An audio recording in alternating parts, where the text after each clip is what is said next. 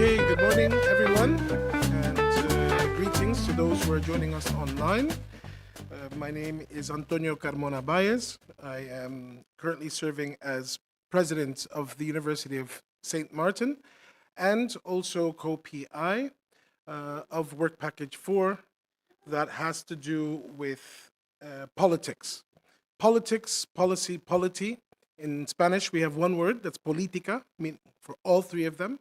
And indeed, all three of these are embraced within the work package. I'm very happy, even though this is our last day, to engage with everyone here and with everyone we've engaged with for the last couple of days here at the University of Curaçao. This morning's program goes as follows. We will have two note speakers, Dr. Melanie Newton and Dr. Keston Perry. Then we will have a question and answer, a brief Q&A session. Then we will have a break, and then we will go on to the other presenters, Dr. Ana Younes and Dr. Yvette Rubize, as well as an intervention by our PhD researcher, Lisan Charles. And then we will have a panel Q&A before the lunch, and after the lunch we'll have the afternoon sessions. So before we begin, I would just like to share some words and reflections about what the Islanders at the Helm program has meant for me personally, but more importantly for the University of St. Maarten, for higher education and research in the Caribbean generally. Having been with the program from the beginning, even from the second round while Francio was preparing the final proposal to deliver to NVO, we were very privileged to go island hopping, visiting all 6 islands of the Caribbean part of the kingdom, to engage with civil society actors, with knowledge institutions, with researchers, with artists. And it was through that process that we co-created that proposal that won. And that was a very significant moment in the history of Dutch Caribbean academia, but also for the kingdom itself. Because for the first time in history, the Dutch authorities made room, or rather, we made the Dutch authorities make room for the engagement, and an engagement that was allowing the knowledge centers and creators in the Caribbean to develop a research agenda. And a research agenda focused upon climate challenges, something that affects us all across the kingdom, also here in the Caribbean. At the University of St. Maarten, University of St. Maarten was, or continues to be, that headquarters, the Caribbean headquarters of Islanders at the Helm. We were very happy to engage and to be part of this program that has left a mark upon us that, USM will never be the same after this. And it was funny because we had to put brakes on the whole application process for NVO because of the COVID-19 the pandemic.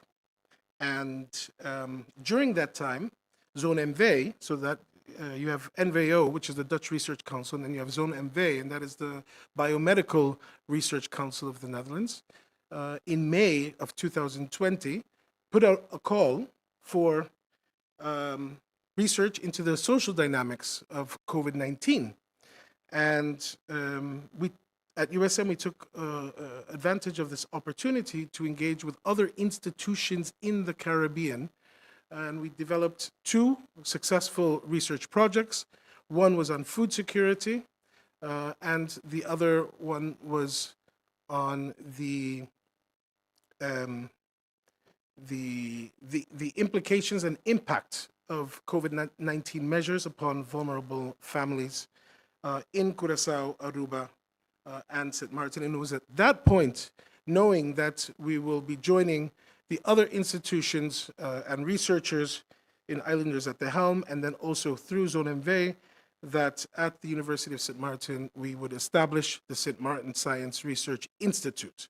Now, USM is the smallest, the poorest, least developed institution of higher education and research in the Kingdom of the Netherlands.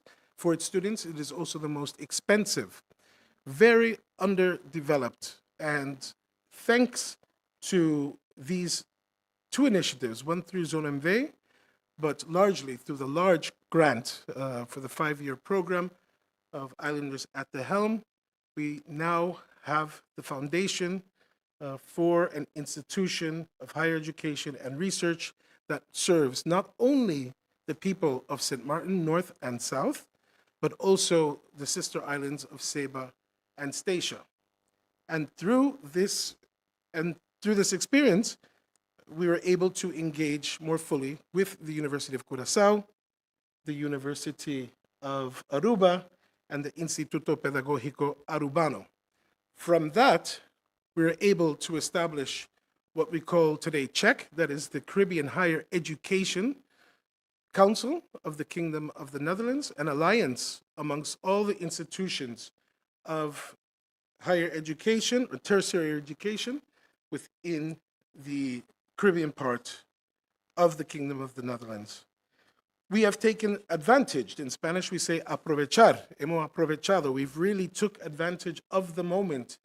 And personally, I must express publicly my gratitude to, first of all, Professor Dr. Francio Guadalupe for taking this courageous step and carrying us through this process, not without tears, as well as Professor Dr. Ellen van Buren, who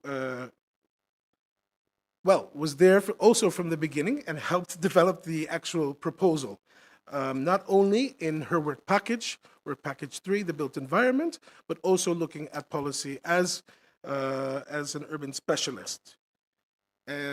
I feel that I am the most privileged in this process. And you could tell me later if you don't feel more privileged than I do, because we were lucky enough to welcome and embrace the researchers from the Caribbean and from across the Atlantic at USM. And we had the researchers engage with the students, directly with the students. I will never forget the day that Dr. Kees Noren took our students, and I had to join on the boat, to Simpson Bay for us to learn what core sampling was. Now, there's this big debate. Do we continue to be a multidisciplinary research project and on the co-creation of sustainable and inclusive solutions, blah, blah, blah, to climate challenges? I think that perhaps some of us really took advantage of the moment to learn about other disciplines and other points of view when it comes to climate change challenges. Paleobotany and paleoethnobotany, I didn't even know these words before this. But what I do know is that each of the researchers involved, and also the co-PIs, we've had the opportunity to bring research in the Caribbean part of the kingdom to another level. And I think about Jay, an archaeology case with paleobotany, Charissa with musicology, ethnomusicology, of course, Shirley with visio anthropology, and our friend Gregory here, also with his cultural anthropology, Lisan, who's studying policy from a very particular point of view, and of course those outside of the project. Timo Kelder, who was here with us yesterday, who helped us develop the Climate Impact Atlas, Ofelia Perez, Professor Ofelia Perez from Universidad de Oriente in Cuba, who joined us for a seminar on climate policy, coastal protection, and vulnerable communities. Petsy, who also was with us yesterday, Petsy Grigori, and Keston, who visited us twice at the University of St. Maarten. So out of this process, we also had the development of the NVO Caribbean Research Agenda. Our colleagues at the Dutch Research Council selected a couple of researchers from the Caribbean to do a tour through all 6 islands and to engage with civil society, to engage with the knowledge centers, artists and scientists. And now we could safely say that the Dutch Research Council has a Caribbean research agenda that reflects the needs of and desires of the societies, the concerned societies. I don't know if it was yesterday or the day before, two colleagues, two scientists, were talking in the hallway, and one insisted that his science had to be solution-oriented, and the other stated clearly that her work is not solution-oriented. And her job was to shed light, and then those who need to make the decisions or need to make the solutions, may they go ahead in peace. And I thought it was a beautiful moment because it really manifested two types of scientists. And in this discussion, if we're multidisciplinary or we're moving to the interdisciplinary, I think that it is very important that we maintain that mutual respect between those who are intent on shedding light, as well as those who are really concerned about being solution-oriented. And so those were my brief remarks. I would hope that as we close this program, we will continue to discuss this, continue to discover ways to be interdisciplinary, and discover ways to build that mutual respect and trust amongst the scientists here in the Caribbean part of the kingdom and throughout the Kingdom of the Netherlands generally. With no further ado, I would like to welcome Dr. Melanie Newton of the University of Toronto. She will be offering the first keynote talk, This Island's Mine, by Sikarax, my mother, a Garifuna woman memory work, and the more than human world.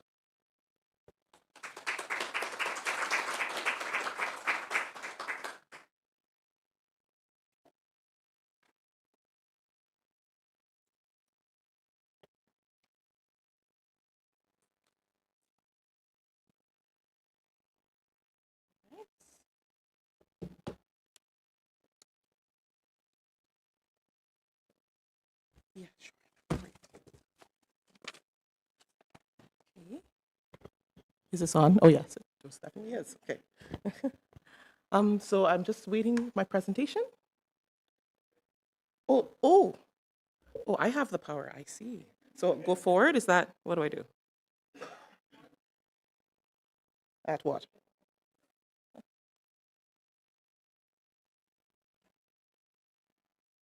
Oh. Oh, there we go. Okay. Oh my, such power. Okay. So, first of all, I really would like to say how grateful I am to be here. I really appreciate the opportunity to learn about this project, to be part of this conversation. It's been wonderful to meet people here I've never met before and to engage with this interdisciplinary work in this remarkable project. So I really want to thank Francio Guadalupe for the work that he's done as the coordinator. And I really want to thank Anna Eunice, who was the person who contacted me. And I'm so excited to hear the work that's going to be shared on this panel today. So this is part of a larger project. I'm a historian, and my work is currently on, it's a project called This Island's Mine, Indigeneity in the Caribbean Atlantic World, and it focuses on the Afro-Indigenous history of the Lesser Antilles. I focus in particular on a group of people called the Garifuna people, who are an Afro-Indigenous people. They're the descendants of the people who Europeans initially called the Caribe people, or the Caribs, quote unquote, or the Kalinago people, and Africans who were fugitives from enslavement. So that's the larger project, which I've been working on since it seems like dinosaurs last walked the earth. And I will also say that I am not a climate change scholar. I do interdisciplinary work, I think, and I hope that some of what I say here today will resonate with folks who are thinking about climate change, which obviously, as a historian of the Caribbean, the idea that climate change and colonialism are intimately connected is not a new idea to me, but I'm glad that the rest of the world is catching on. Right. So first, I'd like to acknowledge that this paper was written on the traditional territory of the Huron-Wendat, the Seneca, and the Mississaugas of the Credit, which is today called Toronto, which is where I live. Today, the meeting place of Toronto is still home to Indigenous people from across Turtle Island, and I'm grateful to have the opportunity to live and work on this land. So obviously, the title of this paper, it feels like my clicker for my cat when I play with it, anyhow. So the title of this paper comes from one of the most famous soliloquies from The Tempest, 1611 play that is the last likely or possibly single-authored one of William Shakespeare's plays. And it's a famous speech by Caliban, who was the island-born resident of the island in The Tempest, whose mother, Sycorax, a quote-unquote Algerian witch, had been overthrown and killed by Prospero, who's a duke who comes and lives on this island. I won't go over the entire play, but this is one of the most famous speeches, so I'll just read it briefly here. This island's mine, by Sycorax my mother, which thou takest from me. When thou camest first, thou strokest me and madest much of me, wouldst give me water with berries in it, and teach me how to name the bigger light and how the less, that burn by night and day, by day and night. And then I loved thee, and showed thee all the qualities of the isle, the fresh springs, brine pits, barren place, and fertile. Cursed be that I did so. All the charms of Sycorax, toads, beetles, light on you. For I am all the subjects that you have, which first was mine own king. And here you sty me in this hard rock, whilst you do keep from me the rest of the isle. In March 2025, the government of St. Vincent and the Grenadines, which I'll refer to as SVG for the remainder of the presentation, declared Baliso, a private island in the Grenadines that is sacred to the Afro-Indigenous Griffin people, as a public heritage site. The island had spent years on the market at the price of $30 million US.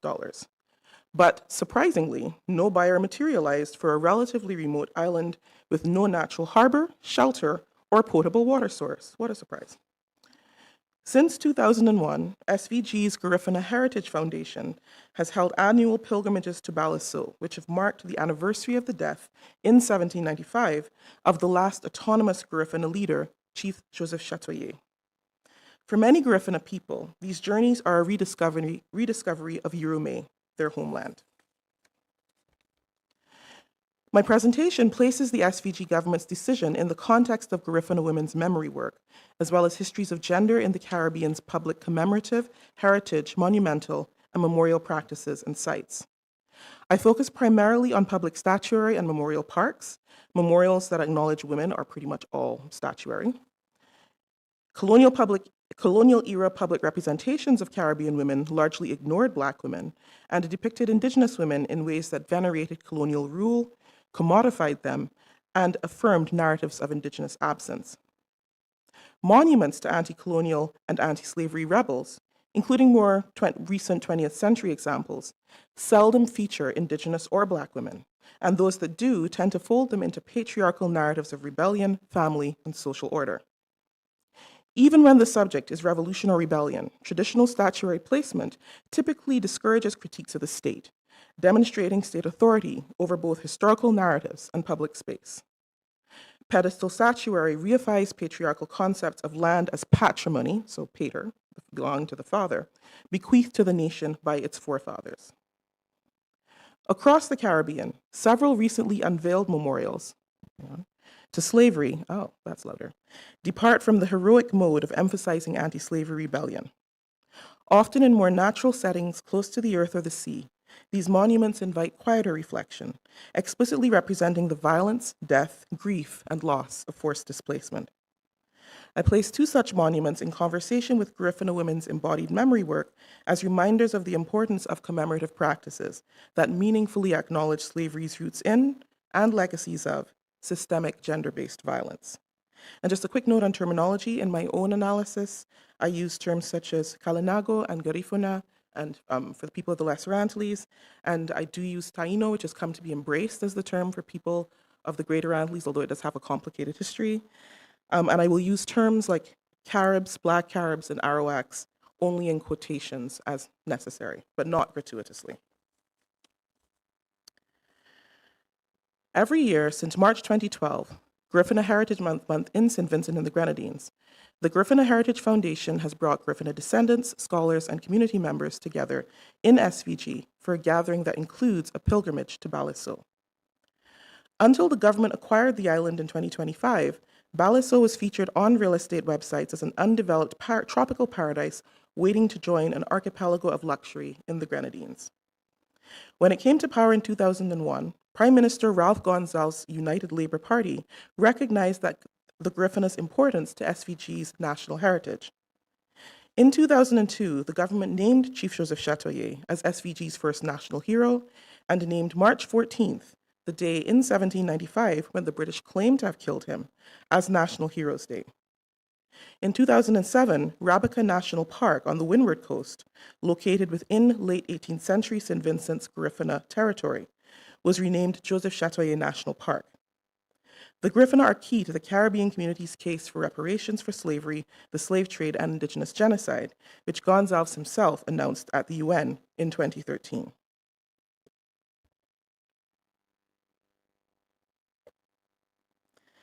During the first International Griffina Heritage Conference in March 2012, I boarded a catamaran in Kingstown with other conference attendees. When we reached Baliceaux, most of us were rowed ashore.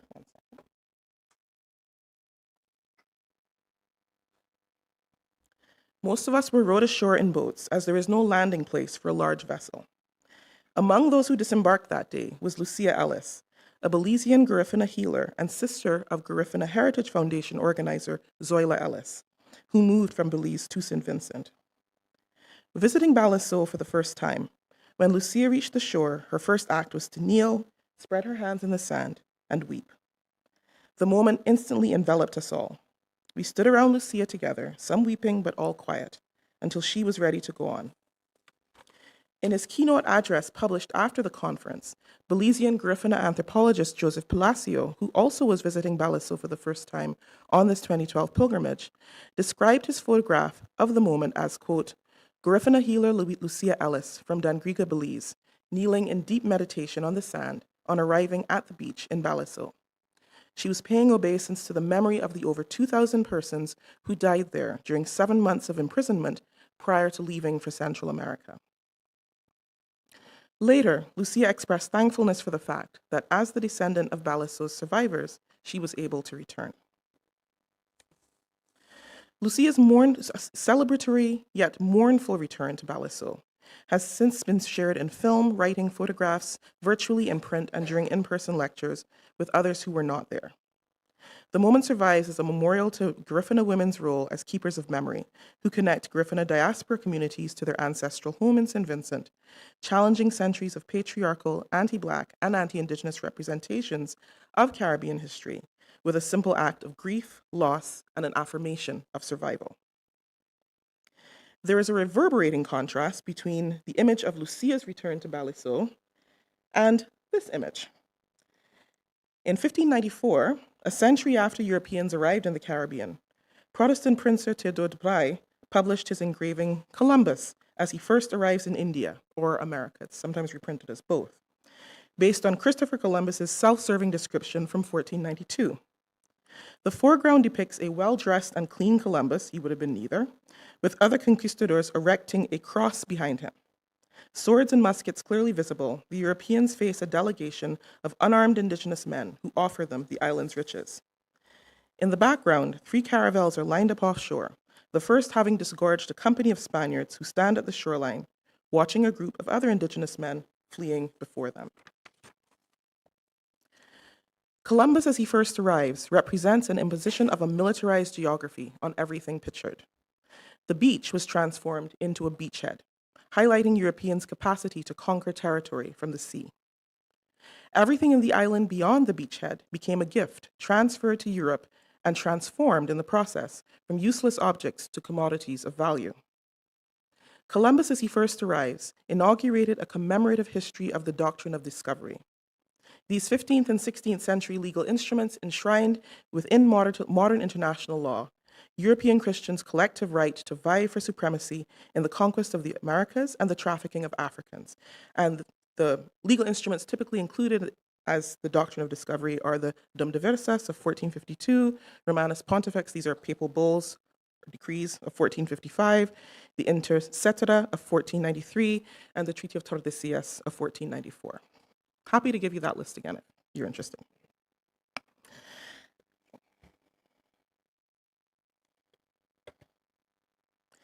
Colonial representations of the indigenous women of the Greater Antilles, the people who have come to be called the Tainos, were key to colonizing strategies. The most frequently depicted Taino woman is cacique, or chief, Ana Caona, a national hero in the Dominican Republic and Haiti. In the DR, she is memorialized as a symbol of white patriarchal Creole nationalism. A female figure who was readily interpreted as Ana Caona, you can see here closest to me, stands on the pedestal plinth of an 1887 Columbus statue in Santo Domingo, in Parque Colón, gazing up at him and writing his name on the die. As one scholar says, erasing the roles that Black and Indigenous people have played in shaping island lifeways since 1492. In Haiti's Ana Caona monument at Place d'Armes in Léogane, which is up at the top, your right, yeah. Léogane, she is a more imposing figure. Yet all public depictions of Ana Caona place her on a pedestal in public squares, parks, and over major urban thoroughfares. They represent public subordination to state authority, folding Ana Caona and the Cacicasco system of government, so the pre-Columbian indigenous system of government, into colonial and neo-colonial governmentality. This replicates Spanish colonial uses of Ana Caona's story to impose ethnocentric class, gender, and spatial hierarchies onto indigenous Hispaniolan society. Across the Lesser Antilles, colonial-era public heritage sites, such as the 1905 Barbados Whole Town Monument, here, erase indigenous people and use public commemoration to completely deny the reality of Europeans' initial failure to overcome indigenous resistance. In erecting this particular monument, the Barbadian colonial government in 1905 drew on scholarship from imperial historians who converted a disastrous 1605 English expedition, which failed to reach Guyana and may not even have stopped in Barbados at all, into a possession claim for England over Barbados. The Whole Town Monument draws selectively on an account of this voyage preserved in Samuel Purchas's 1625 Heclautus Posthumus, or Purchas's Pilgrims, a collection of early colonial travelers' accounts. Yet several accounts in Heclautus Posthumus illustrate the failure of European colonists to overcome indigenous military resistance, their reliance on indigenous people for survival, and indigenous women's role in resistance to Europeans' systematic enslavement of women and girls. The principle that mothers passed enslavement on to their children was at the heart of the gendered violence of colonization in the Caribbean. The closest public heritage acknowledgement of this principle are statues depicting pregnant Black mothers across the Americas and Europe, including Guadeloupean Jackie Pouleur's La Mulâtresse Solitude, which you see here, on the Boulevard des Héros in Abîme, in Guadeloupe. And there's actually a very similar monument in Paris. Long before this principle was codified officially in slave law later in the 17th century, Shakespeare's 1611 play The Tempest illustrated the influence of this idea. The assumption that the children of witches, non-European, and non-Christian women might be condemned to enslavement was central to The Tempest's plot. Sycorax symbolized a type of female power, supposedly in league with the devil, that the European empire in the Americas set out to destroy.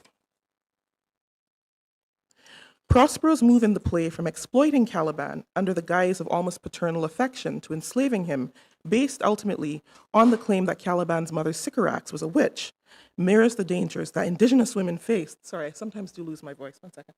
That would be great. That indigenous women faced in the 17th century Lesser Antilles. Like Prospero, English colonists did not recognize indigenous or Black women as bearers of legal claims. Thank you.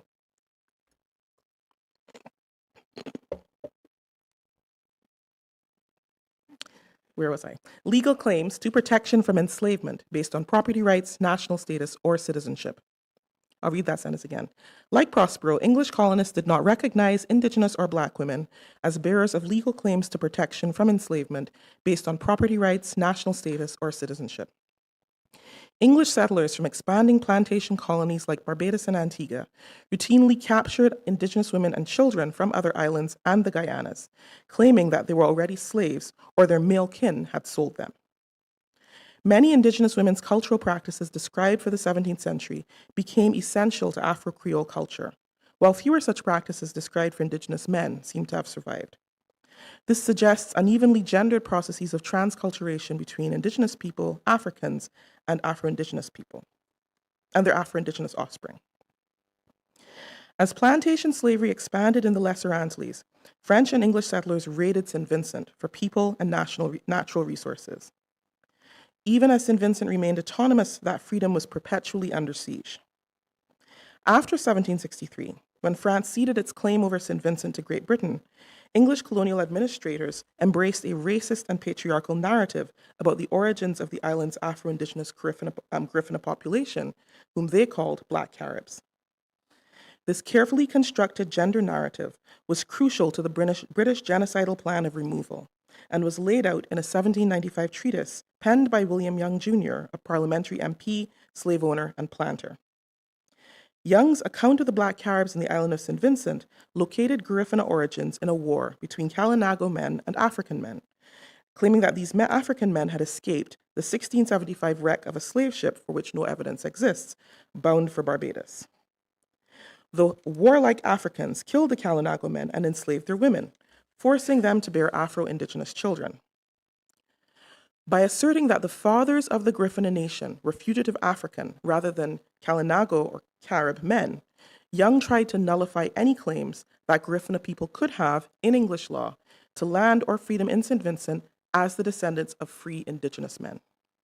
By insisting that the mothers of the Garifuna nation were captive indigenous women, Young argued that the Garifuna were natural slaves with, as he put it, no original right in the soil of the country.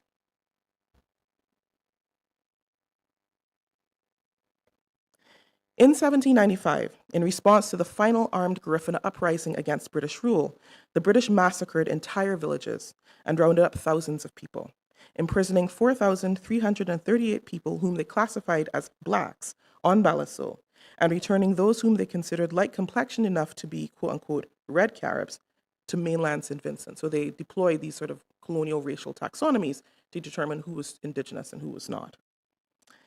In March 1797, the survivors of exile on Balasso were sent to Roatan, off the coast of Central America. And from there, they spread across several countries in Central America. The death toll at every stage of exile was enormous, as you can see here, not accounting for loss of life in the war. Colonial sources say little about Garifuna women's interactions with the outside world, and even less about women's decision-making role within their own communities. William Young described Garifuna governance in late 18th century St. Vincent as a kind of, quote, heads of families, a kind of patriarchal chiefs, never mentioning women having a decision-making role. He noted that women were crucial to Garifuna food production and that increased numbers of Carib women sold their produce every week in Kingstown Market. This is the capital of St. Vincent. However, he described these women as, quote, beasts of burden, driven by their men with the flat of the broadsword from the Carib territory, 15 miles to the English market. No slavery is equally wretched with that of the Carib women, end quote. This misrepresents the fact that women and men engaged in different aspects of agriculture, with women predominating in internal marketing and men in long-distance seafaring trade. Despite his insistence on Carib women's slavery, Young bitterly recalled how, on the 8th of March 1795, 2 days before the war, a, quote, more than ordinary number of Caribs crowded the Kingstown market with different articles for sale and assumed a more than common air of social ease and festivity. In hindsight, this was obviously done so that the British would not realize what was coming. Colonial authorities would have been suspicious to see the market teeming with men, which suggests that women carried out this dissembling. The stereotype of Afro-Indigenous women's drudgery served the genocidal purpose of Young's narrative and should not be taken for granted. but there is a ring of truth to his inadvertent suggestion that women played an important role in concealing the 1795 war plan, indicating that they had a bigger role in community politics than he understood.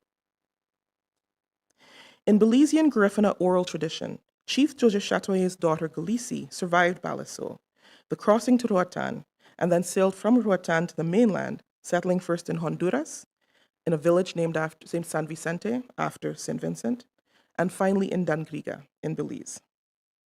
Comparing Galisi's narrative to slave narratives, anthropologist Joseph Palacio emphasized the role that women in Galisi's family played in preserving memories of pre-1795 St. Vincent as the crucible of their identity as a nation. Galisi told these stories to her granddaughter Amahuni, who told them to her granddaughter, Mrs. Felicita Francisco, who shared them with Dr. Palacio. Dr. Palacio emphasized that this research gave, quote, a human face to an icon who had been almost completely obliterated within the consciousness of the Belizean Garifuna. Since then, the Galisi Community Primary School, dedicated to the teaching of Garifuna culture, and the Galisi Garifuna Museum have opened in Dangriga, and Galisi spirit has appeared in ancestral rituals to persons in trance. The period 1940 to 1970 were years of extreme hardship and large-scale outmigration of men from Central American Garifuna communities.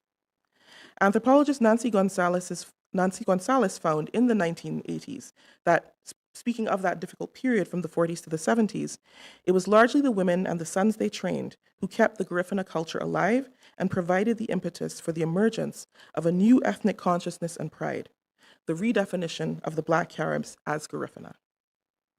Garifuna women have led movements against land expropriation across Central America. They are key to the leadership of Belize's Garifuna National Council and the Garifuna Heritage Foundation in SVG, and are vocal supporters of the SVG government's acquisition of Balaso. Garifuna and non-Garifuna Vincentians began organizing to honor Chatoyer's memory in the 1970s and 1980s. When the ULP came to power in 2001, it gave state support to this struggle, but the Gonzalez government focused its efforts almost entirely on venerating Joseph Chatoyer as the founding father of both the Garifuna and SVG nations, arguably consolidating a narrative of Garifuna history that marginalizes women as political actors and also arguably equates Joseph Chatoyer with Ralph Gonzalez, but that is another story. But anyhow. The Galisi narrative, for example, which speaks of a tradition of women as keepers of Garifuna memory, has attracted no interest from the government. Scholars have questioned the SVG government's carefully curated image of Chatoyer, including silence about claims that Chatoyer was a slave owner. The emphasis on Chatoyer as the, quote, paramount chief might be nuanced by evidence of the complexity of Euromé's politics in the 18th century.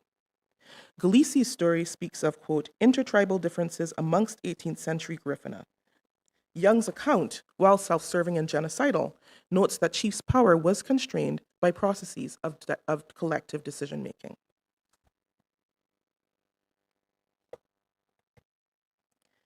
The government's national hero celebrations happen every year at Dorsetshire Hill, an imperial fortress from which British forces waged war on the Garifuna that has come to stand in for the location of Chatoyer's death.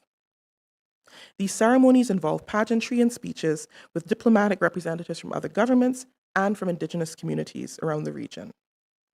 The location itself, a colonial fortress with a commanding view over the Caribbean Sea, Kingstown, and the surrounding hills, was a monument to colonial violence and state power. Saidiya Hartman's critique of door of no return ceremonies in Ghana notes that official commemorative practice focused on a single historical narrative can serve as, quote, a potent means of silencing the past in the very guise of preserving it, since it effectively curbs all discussion of African slavery and its entailments, class exploitation, gender inequality, ethnic clashes, and regional conflict. The sorcery of the state was also intended to wash away the past, at least those aspects that might create conflict, and to pacify the heirs of slaves, except that now this process was described as memorializing rather than forgetting. Gonzalez announced earlier this year that Balaso had been acquired for quote, the purpose of a cultural historical memorial site and to keep as our national patrimony. He plans to work with the Garifuna community on the elaboration of a master plan for Balaso's development that aligns with the island's historical significance. State acquisition of Balaso as crown land creates a significant power imbalance between the government and Garifuna people when it comes to determining what a master plan for development might involve. Gonzalves' emphasis on Chatoyer as a patriarchal figure and the lack of women in the Gonzalves government, 2 of 11 cabinet posts are held by women, raise questions about women's role in the consultations about Balaso, especially in relation to a government that has been repeatedly singled out among Caribbean regimes for failing to address gender inequality and violence. It may be that now that the SVG government has acquired Balaso and anxiety over the possibility of it being sold has dissipated, it may be that the focus of the state's Garifuna heritage reclamation efforts will widen. There are plans for Chatoyer National Park, for example, to include a documentation center dedicated to Joseph Chatoyer, but also dedicated to the history of the North Windward constituency, where the park and many Garifuna villages are located. This region was also part of the last autonomous Garifuna territory between 1773 and 1795. But going further and recognizing the centrality of gender to the horrific violence and the genocide in 18th century St. Vincent, and the connection between this history and gender-based violence in contemporary SVG, would represent a turning point in the conversation between the government and its citizens about the Caribbean past. Centering Garifuna women in memory work resonates with recent examples of commemoration that account more fully for women's experiences of colonialism and slavery, and which have emerged out of collaborations between heritage activists, local community organizations, artists, and historians. 2 minutes? Okay, I'm almost done. In 2007, the Grenadian government unveiled an underwater marine eco-park featuring sculptures by British Guyanese artist Jason de Taylor. The statues are meant to attract marine life and become covered over time with coral reefs. So that's an older photo, that's the one on the right is more recent. One sculpture in particular, Vicissitudes, which you see here, features the repeating figures of a woman and a boy standing in a circle on the seafloor, holding hands. De Taylor did not mean the sculpture to represent slavery's violation of the mother-child relationship, but he embraced this interpretation all the same. As one commentator put it, Jason de Taylor's piece, Vicissitudes, is not a work about the Middle Passage, except, of course, that it is.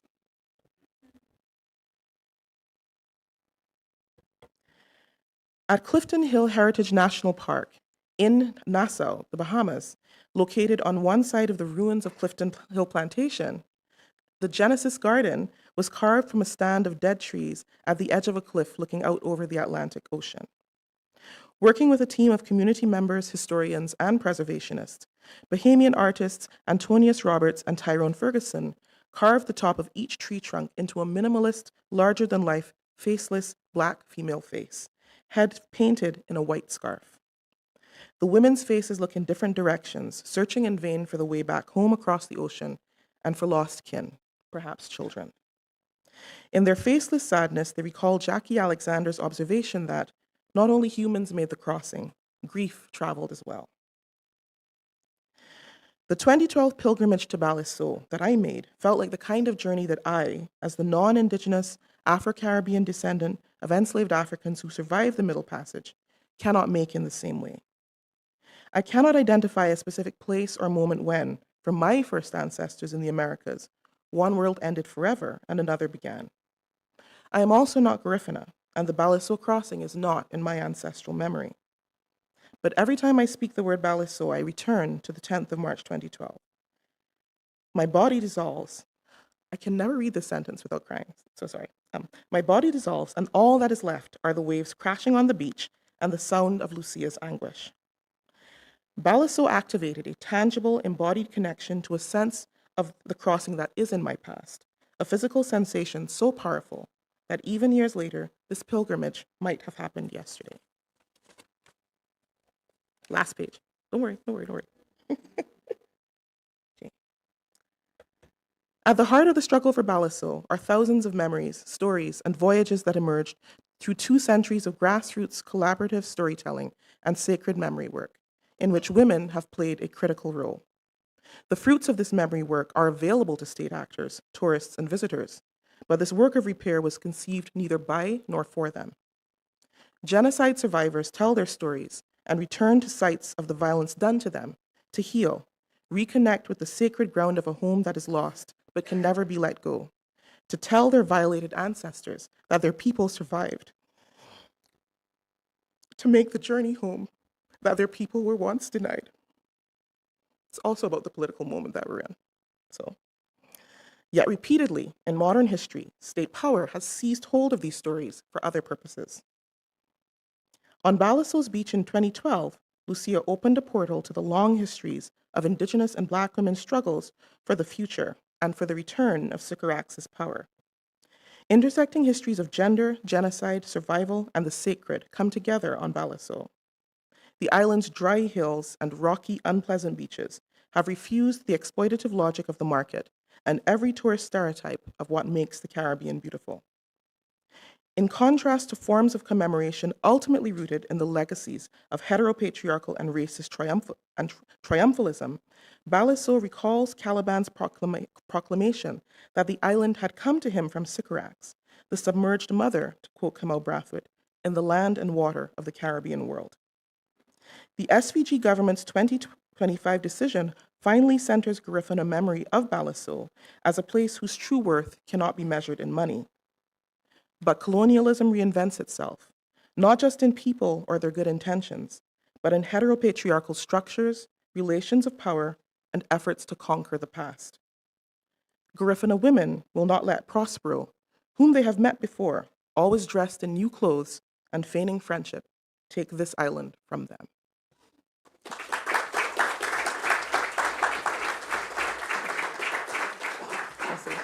Masha Danka, and in Garifuna, Sereme. Thank you. Thank you. That was beautiful. Thank you. All right. Thank you, Melanie, for this wonderful Where do I go? introduction. We'll go there, yeah. Oh, no, actually, if you could. Oh, I just, go sit there. Okay. If you feel comfortable sitting there. No, go sit there. Okay, that's good. All right. We're going to move directly on to Keston Perry's presentation on reparations and neoliberalism. Keston.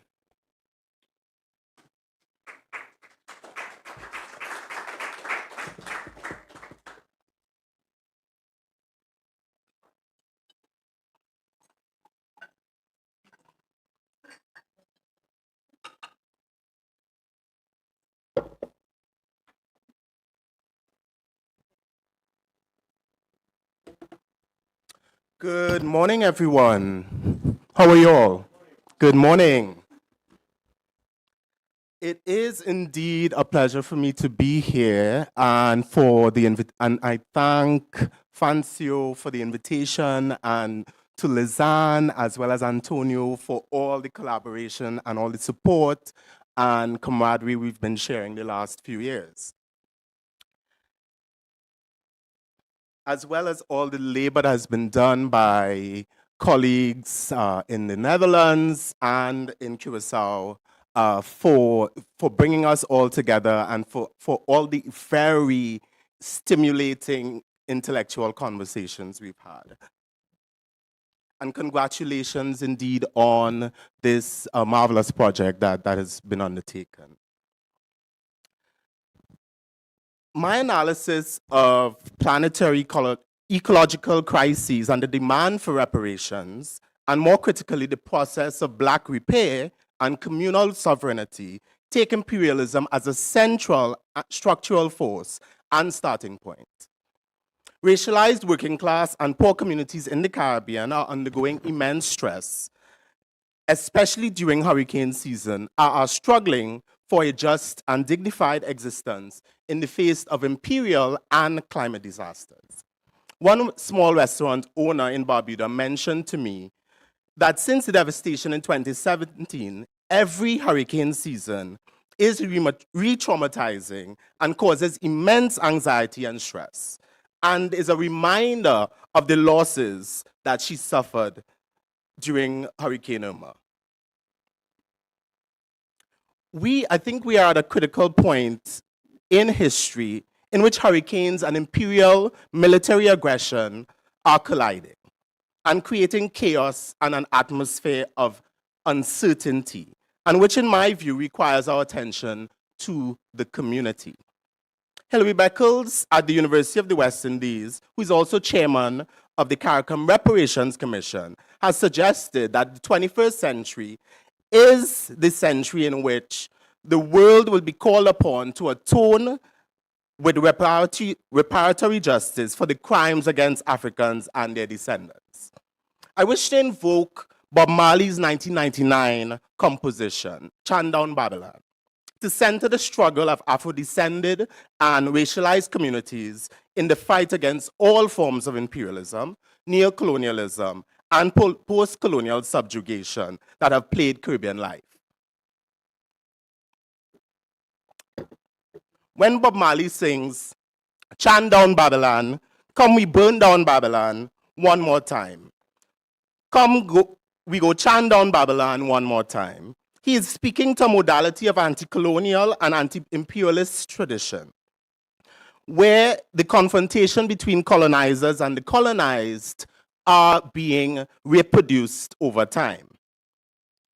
He's also trying to uproot the remnants of colonial and capitalist domination that is central, in my view, to climate disasters. Babylon here refers to the imperial world system and the plantation economy and its legacies and its present forms of oppression that maintain white supremacy and spur racialized class struggle. In my view, Caribbean leaders seek to reinforce some of these oppressive conditions under a so-called developmentalist vision of reparations that may entrench forms of unfreedom, misrecognize the nature and dynamics of the current struggle that connects climate crisis to imperialism, glosses over their own role in maintaining a neo-colonial structure and the source of disillusion and fragmentation that our territories are undergoing. Caribbean political elites like Mia Motley, Gaston Brown, Roosevelt Skerritt, Andrew Allness, and Kamla Persad-Bissessar, including our own homegrown institutions such as the Caribbean Development Bank, our universities, and the CARICOM community are complicit. In contrast, Bob Marley calls upon a revolutionary spirit of the Caribbean, a spirituality and an ethos that centers the everyday struggles, echoes an anti-colonial awakening and organization, and seeks to dismantle these structures that emphasize neoliberal individualism and entrepreneurial modes of governance and behavior that Caribbean leaders remain committed to. The ecological crises within the Caribbean reinscribe these modes of imperial intervention under the guise of innovative finance, financialized disaster management, and new grammars of regimes of extraction. These mechanisms imperil our frontline communities to economic and ecological ruin and disaster, and further exploits racialized labor, nature, and non-human life. At the borders of history, the Caribbean Sea has become a renewed site and theater for multiple geopolitical ambitions that glaringly recenter the region in the ongoing crisis of imperialism. Our people, our fishers, our working class communities are currently under siege and in the throes of imperial aggression at the hands of the United States. In its quest for regime change in Venezuela,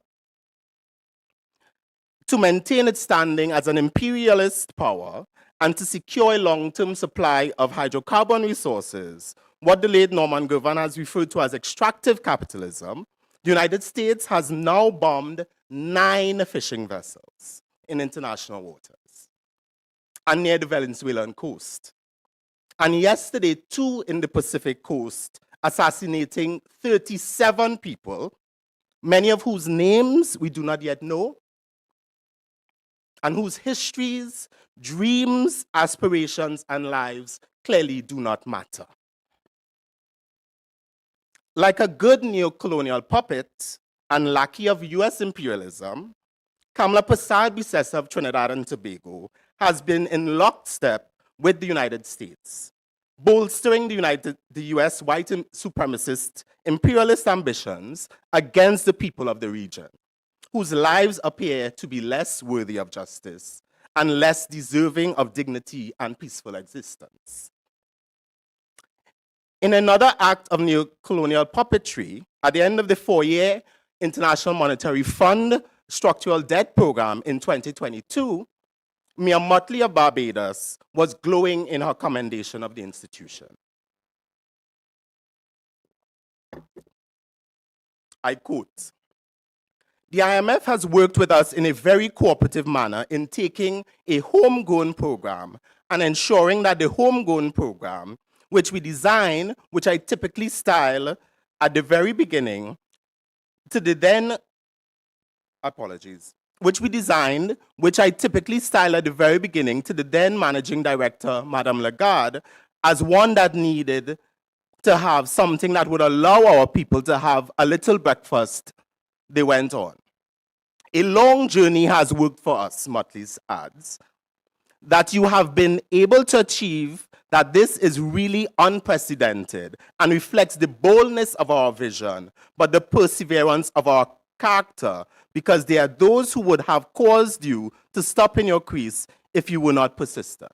This is among the most glowing praises I've seen from a Global South leader of this imperialist institution. She says it is the country is 500% better than it was and than it was before. And she wanted to claim victory for this small island territory after more than 30 years. Irfan Ali of Guyana, who has been courting the United States Southern Command to, quote, defend global capital, extracting Guyana's oil in the Essequibo region, his government has offered some crumbs to the Guyanese people. In another instance, Gaston Brown of Antigua and Barbuda, calling Barbudans economic terrorists who opposed his neoliberal economic agenda to privatize land and build luxury condos and resorts that would relinquish their communal land system, he is another puppet. Brown has been steadfast in attempting to privatize the island of Barbuda and has made multiple attempts through legal, illegal, extra-legal, as well as other personal acquisitions of land to ingratiate himself to global investors.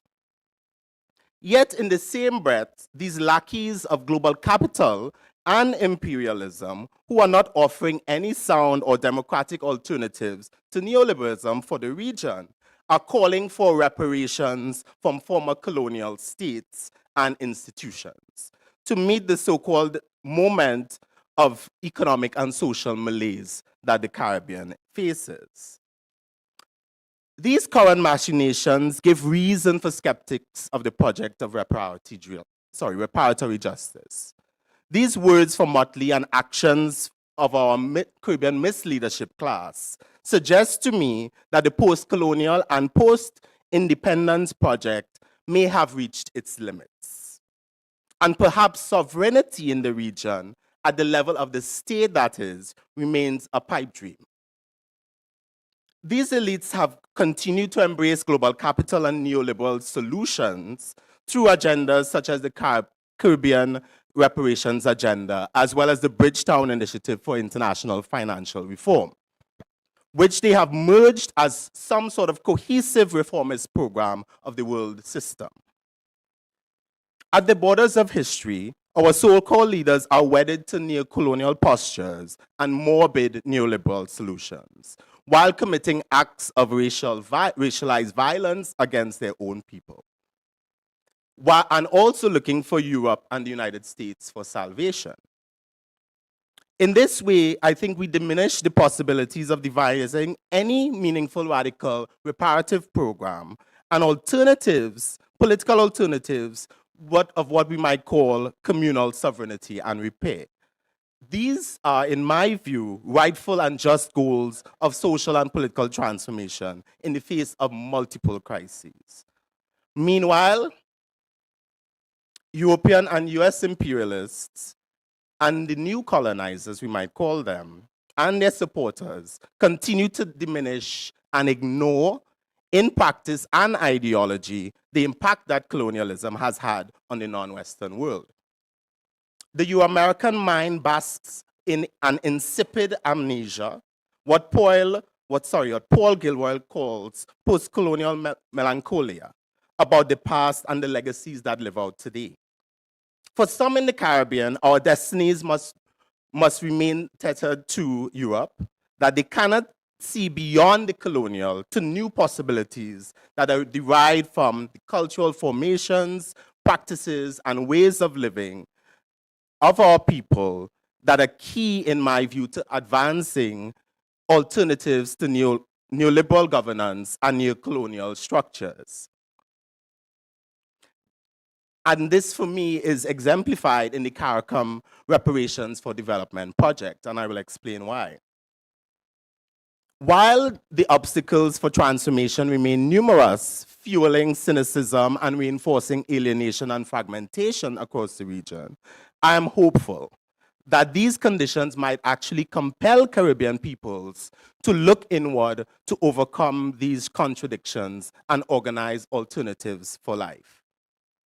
I developed the position that instead, reparations must center anti-capitalist principles and must be grounded in culture, ethics, and philosophies and practices exemplified in the historical struggles and spatial realities of the Caribbean. This approach to me offers hope to upend the current imperialist economic order and help build more radical reparative mechanisms and institutions that would serve our communities. In this manner, I would like to also emphasize how Pan-Africanism can serve as an ideological and movement-building tool for reparative approaches to climate breakdown.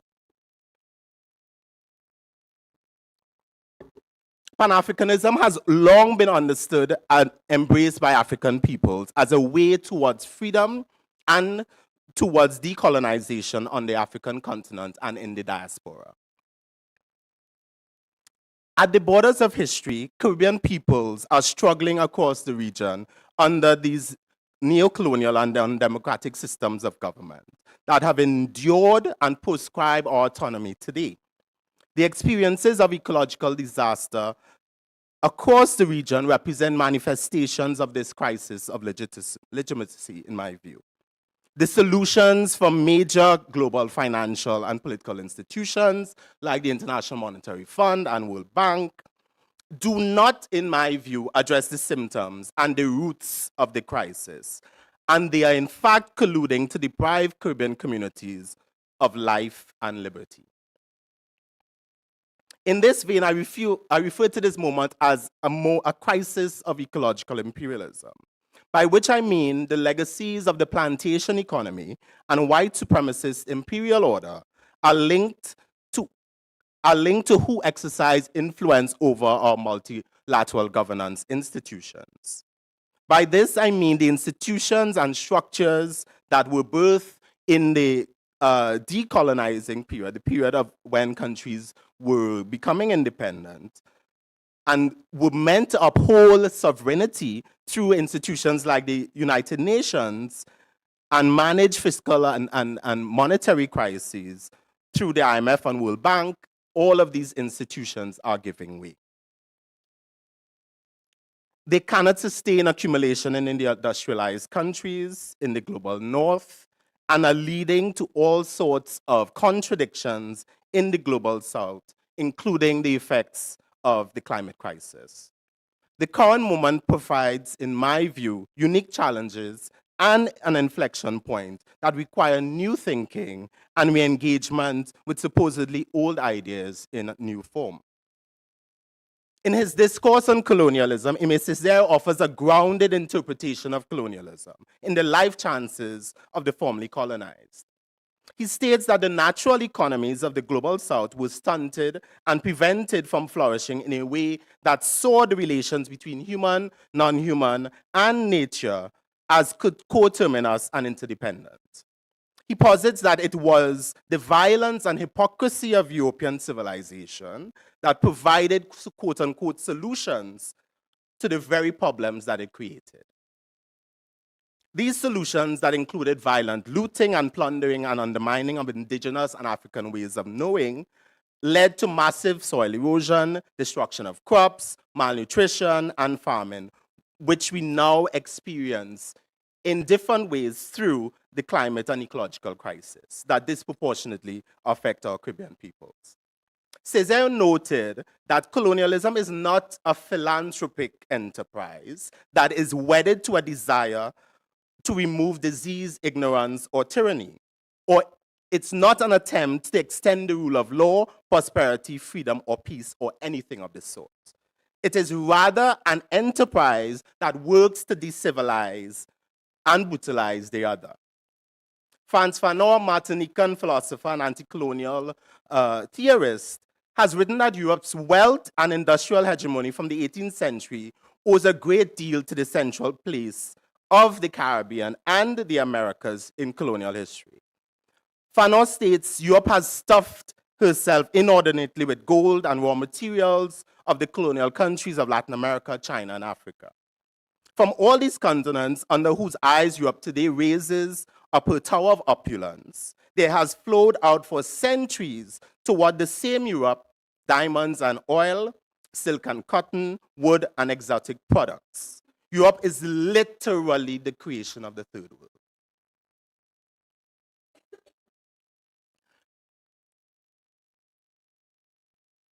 Communal repair, in my view, and sovereignty require us to reimagine our world as it is and renovate the idea of the human beyond man, according to Sylvia Winter.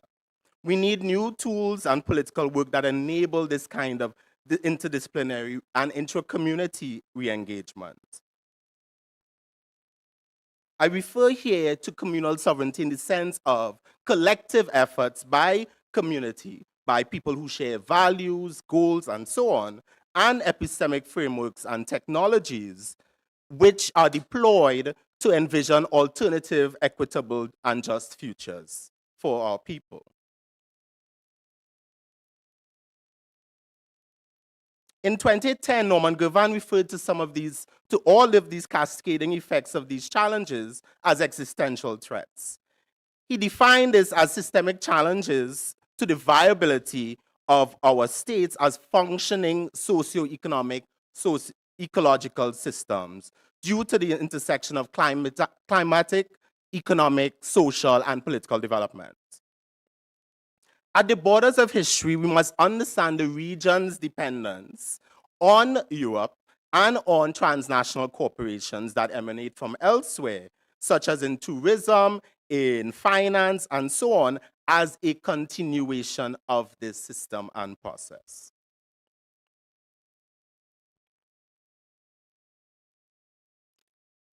It is for this reason, I think we can contextualize the overwhelming case for reparations in general, and considering our current challenges under the climate crisis as a new way to materially understand and reconfigure the idea of reparations. Caribbean leaders have called for reparative justice based on their 2013 reparations agenda, in which they are requesting investments in education, health, job creation, cultural goods, as well as debt cancellation that ameliorates poverty, social and economic disadvantage, and so on. They have identified a number of areas that I've mentioned, such as a formal apology, repatriation, indigenous peoples development program, cultural institutions, public health issues, illiteracy eradication, African knowledge platform, psychological rehabilitation, technological transfer, and so on, as means of receiving reparations. Moreover, Mia Motley has also identified the international financial system as a source of instability for Caribbean countries. And she has identified through the Bridgetown Agenda a number of reforms, including provision of liquidity support, restructuring of debt, and new financial mechanisms that increase development lending and private sector investment. While these goals seem lofty and well-meaning, we are still stuck in the same system and in the same status quo that tends to reproduce debt and financial relations without actually transforming the dependent relationship between our territories and the global north. The Bridgetown Initiative renews calls to realize the unfulfilled promises of the neoliberal agenda, which has been hegemonic for the past 50 years. These mechanisms, in my view, do not constitute genuine or partial debt relief or cancellation, and actually do not address the foundation of the injustice at the center of climate-related disasters. There are several contradictions in our current approach to reparations. First, it centers on a Eurocentric idea of the state as an entity that will deliver some support or liberation to Caribbean people. The problem here is that Black dehumanization was central to the process of European capitalist development. It also puts forward a supposed moral and ethical argument which actually ignores the politics of racialized class struggle and forms of transnational solidarity across the Pan-African world. And I'm going to wrap up here by suggesting that we might learn from the Pan-Africanist movement through which we can build community institutions and frameworks that address many of these contradictions. Let me give you a couple examples and then I will end.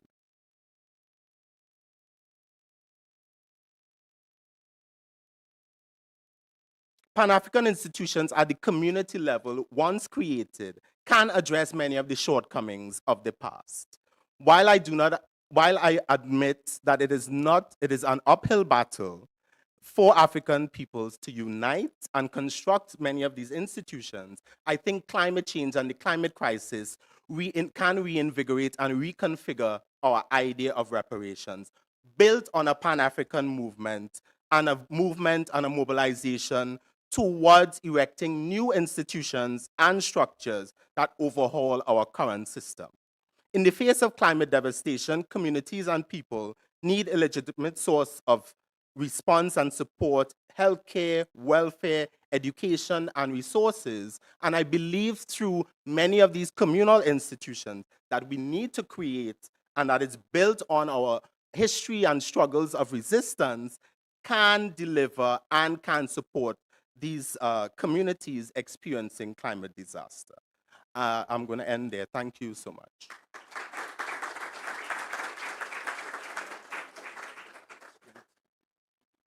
Thank you, Kestin. Thank you very much, Kestin and Melanie. And Melanie.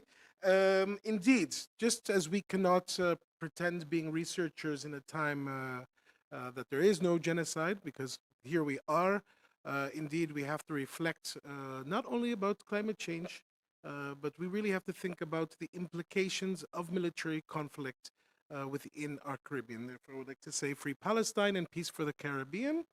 And I would also, yes, recognize that. Thank you, Melanie, and thank you, Kestin, for shedding light on our realities here from history up till today.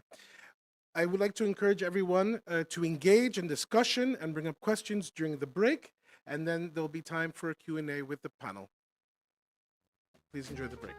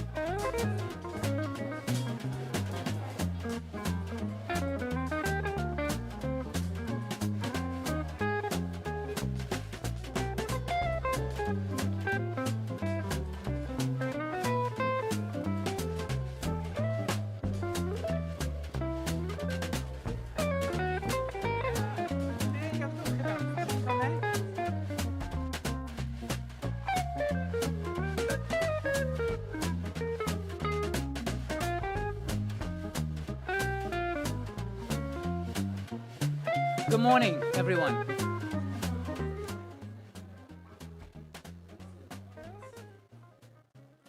Good morning. We had a Thunderbolt session this morning, and we're going to be continuing right now, and I think it is in a similar line. So we'll start first with a postdoctoral fellow of Islanders at the Helm. This is Dr. Anna Yunus, who works in the intersection of critical indigenous studies, the Black radical tradition, and settler colonialism. And the title of her talk is The Afterlives of Settler Colonialism on Saba, the Dutch Caribbean. So Anna, the floor is yours.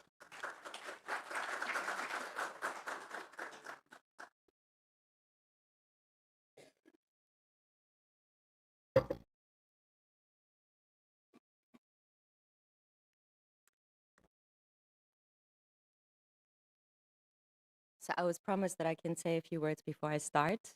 First of all, much like Melanie, I'm not a scholar of climate change. I'm usually working on Europe and Palestine and the intersections between the two, usually on the figure of the Palestinian or the Palestinian problem. That didn't go very well, so Francio sent me to the Caribbean to Saba specifically for only 3 months, which already tells you that I'm not off or from the Caribbean or Caribbean descent. I've been researching, or I was sent to research goats and climate change, and whilst talking for 3 months to people on Saba about goats, I realized another paper needs to be written first. Yeah, I guess as Antonio Gramsci would so wonderfully put it, everybody's an intellectual, but sometimes it's difficult to find the history department. So Lisanne Charles, thank you, our Saban representative today, put my perspective back in perspective every time I got very confused about what I was being told about Saba.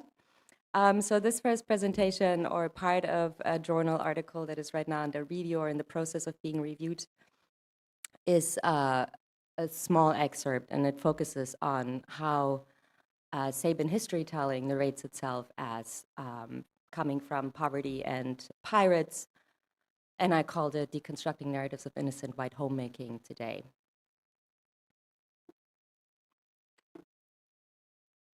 Around 450 years after Columbus, an Australian geographer reports about Saba, quote, "Those nations that are still attempting white settlement in the tropics may well consider the case of Saba Island.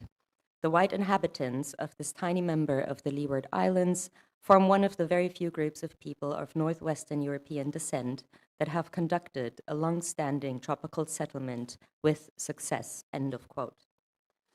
The writer laments the négrisance, or meaning the blackening of other parts of the Caribbean and the Central and South Americas. He takes Saba, however, albeit its problems with inbreeding, loss of education, and general isolation, as a very good example for successful white settler colonialism in the so-called tropics.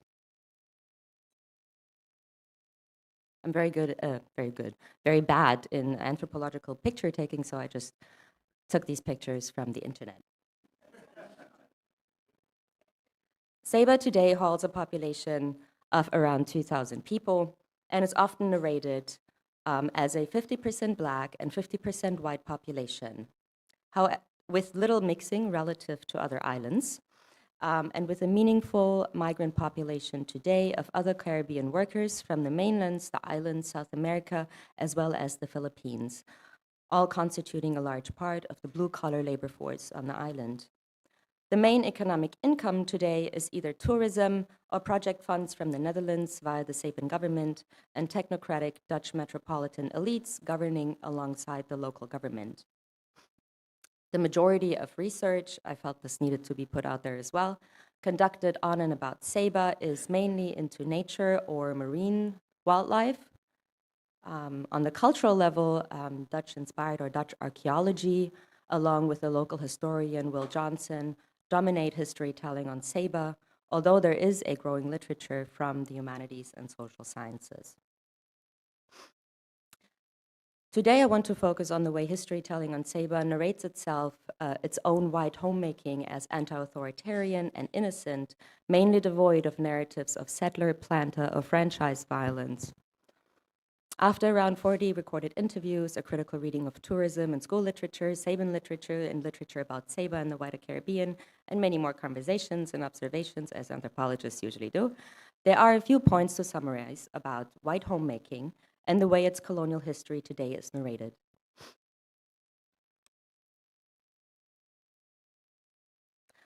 Settler colonial white homemaking on Saba can be summarized as A, the denial of European settler colonialism in the Caribbean as a collective process throughout centuries and across empires, businesses, and territories. Spanish conquests are usually not seen as precursors to, as Melanie Klein says, but often depicted as entirely unrelated to later English or Dutch imperial ventures. B, exceptionalism narratives of white anti-authoritarian pirate lives that sought refuge from imperial politics instead of a bad whiteness, often represented by pointing to the United States of America. And C, the normalization of slavery, where slavery is narrated as it wasn't so bad and where people work the fields together. While I do not intend to dispute some of the facts of these statements, I would, however, like to deconstruct these narratives a bit in today's presentation.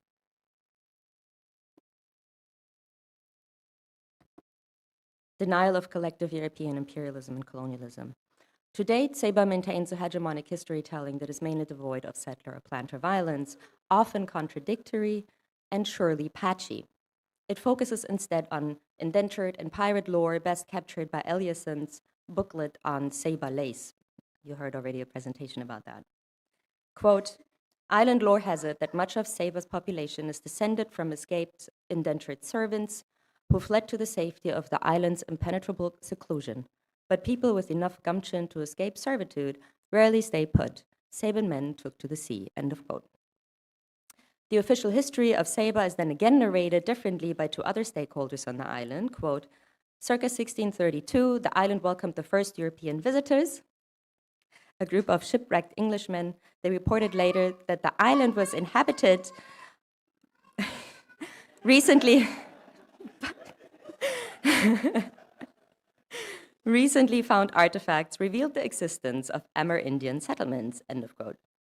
And another one, Saba remained part of the Spanish Empire until 1627, when French adventurers and later in 1629 English pirates started exploring all the Caribbean islands for settlement, end of quote.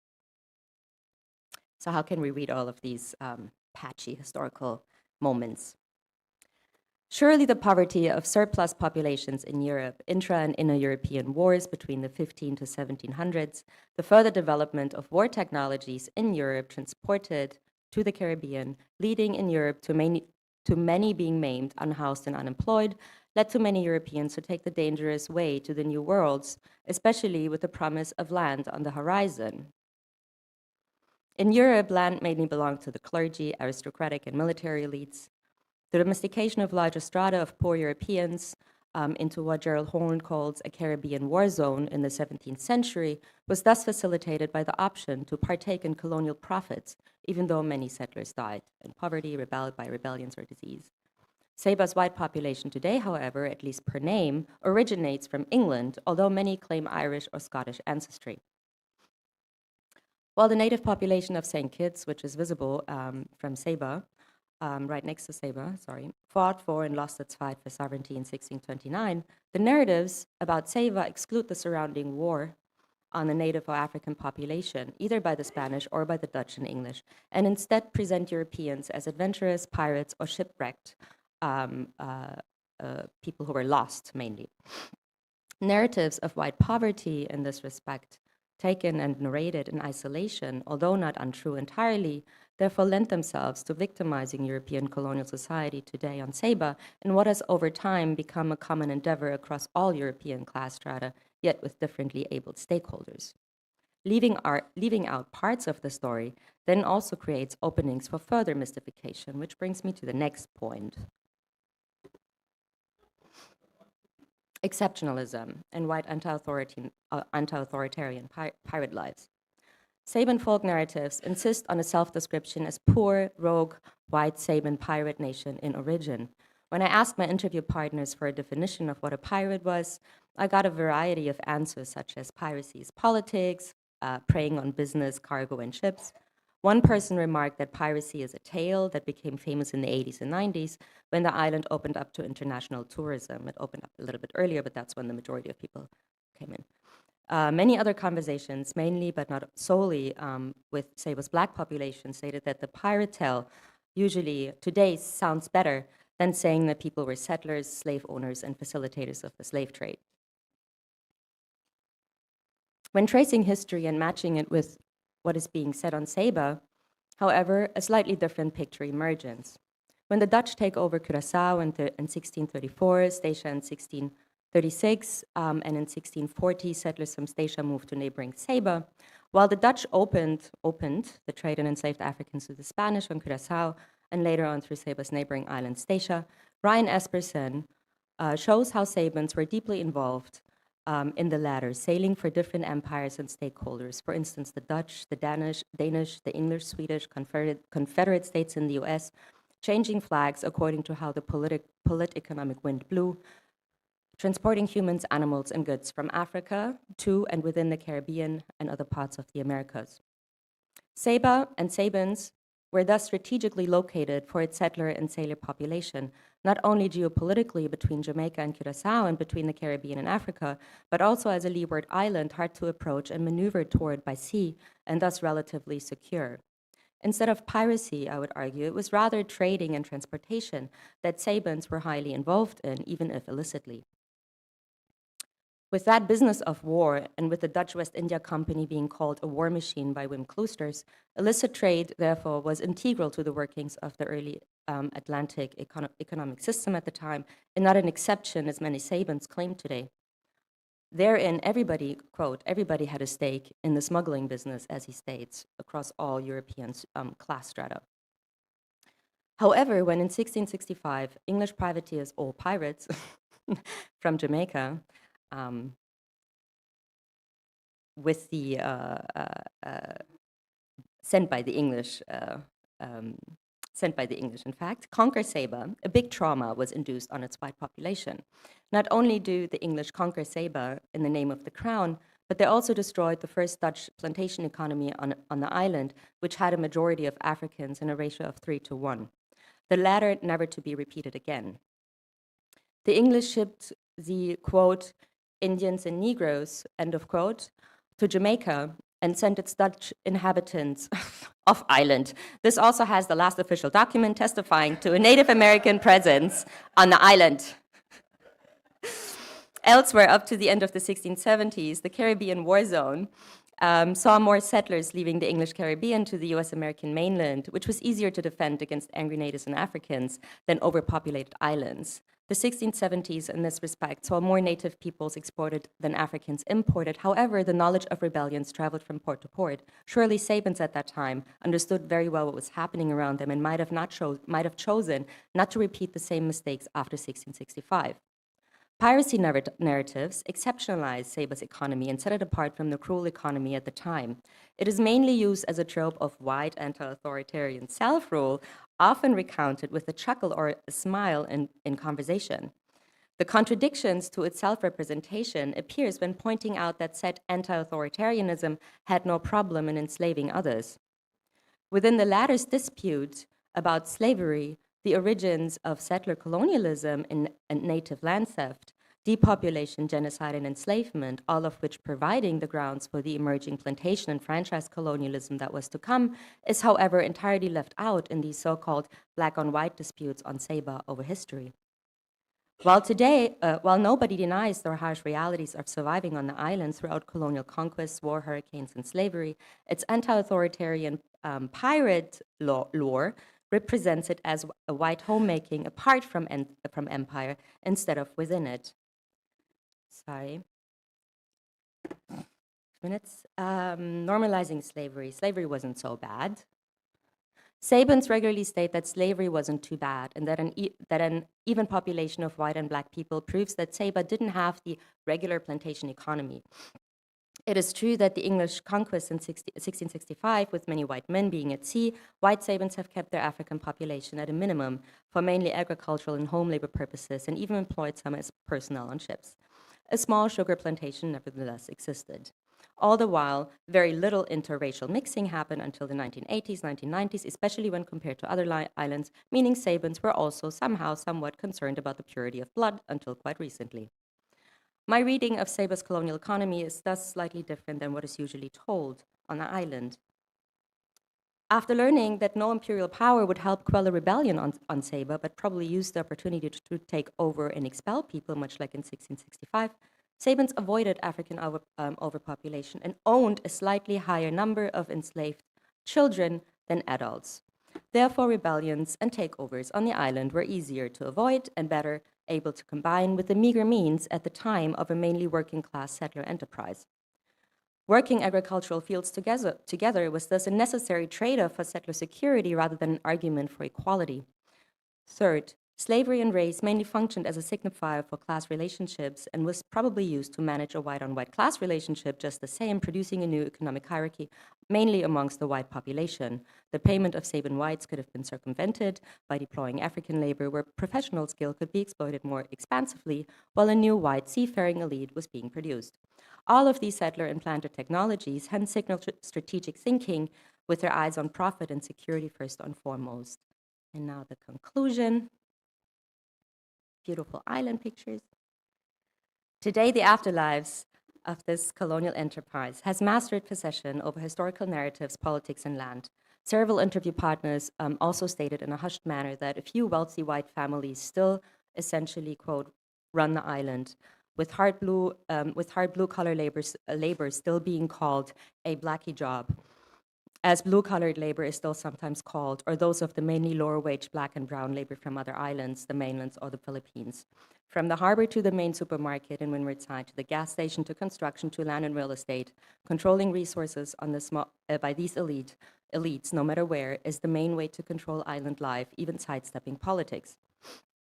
Hence, it is those families and their internal elites who can determine how far you can get on an island like Saba before you hit the white ceiling, as one person elaborated. During the time of writing, an estimate around 20% of Saba's land has been properly registered, out of which between 70 to 80% is owned by white residents, while the rest is owned by black residents. This distribution almost mirrors directly other settlement spaces, such as, for instance, nearby US American land ownership, where over 95% of lands are still in white hands. Questions about governance, the intermingling of the Dutch state alongside local elites, thus becomes yet another stage upon which history, as I detailed before, has laid out its frame and limitations. Thank you for listening.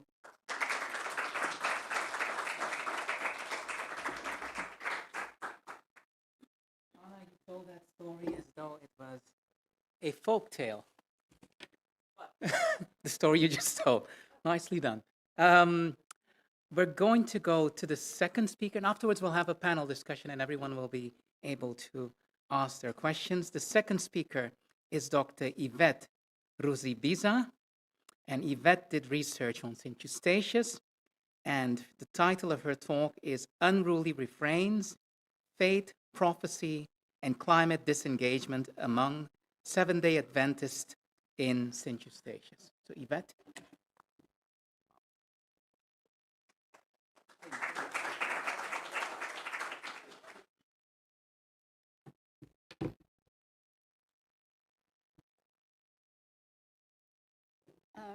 Good afternoon, good morning or good afternoon. I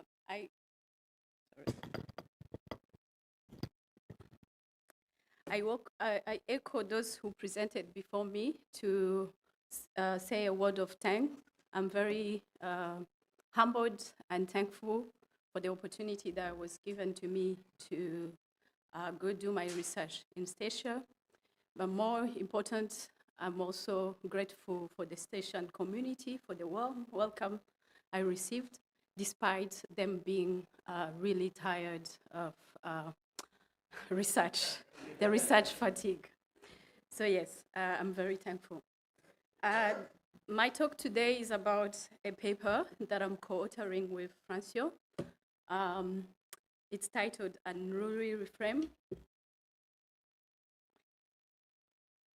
And so for those who don't know Statia, it's a part of the Dutch municipality or the special municipality of the Netherlands. And it's a very small, tiny island, 3,200 population. And so those who would wonder why the Seventh-day Adventist community, why focusing on them? It's mainly because they're the most dominant religion institution there, and also that tells how it's scheduled the livelihood and community around in Statia. I will start by some quote. Climate change is just a sign of the end time. People might not believe in the end time, but if you look at history, you see similar things happening, like with COVID, disease, famine, war, and many other natural disasters, just as the Bible described it. It is a warning. God said that these things will happen, so we know that they will. To call it climate change might not be the right term. For me, it's more about what God has already foretold, the end of time. A few years ago, they said we were going to freeze. Now today, they say everyone is going to roast. So what are we really dealing with? What is going on? It seems like these big, rich people are trying to control the world and using climate change as an excuse. You tell me why they are cutting back on agriculture, saying too much greenhouse gas is being emitted on farm, but what about all the industries? What are they letting off? Why are they sending you here? That was one also of the quotes, signifying also the research fatigue, but also more to that, there was like, and why here, not the US or St. Martin? We don't have any industry. or we are not the biggest on pollution. And another quote, climate change, well, that's all political. Not to say that what you're studying is not important, but climate change, yeah, but climate change is political.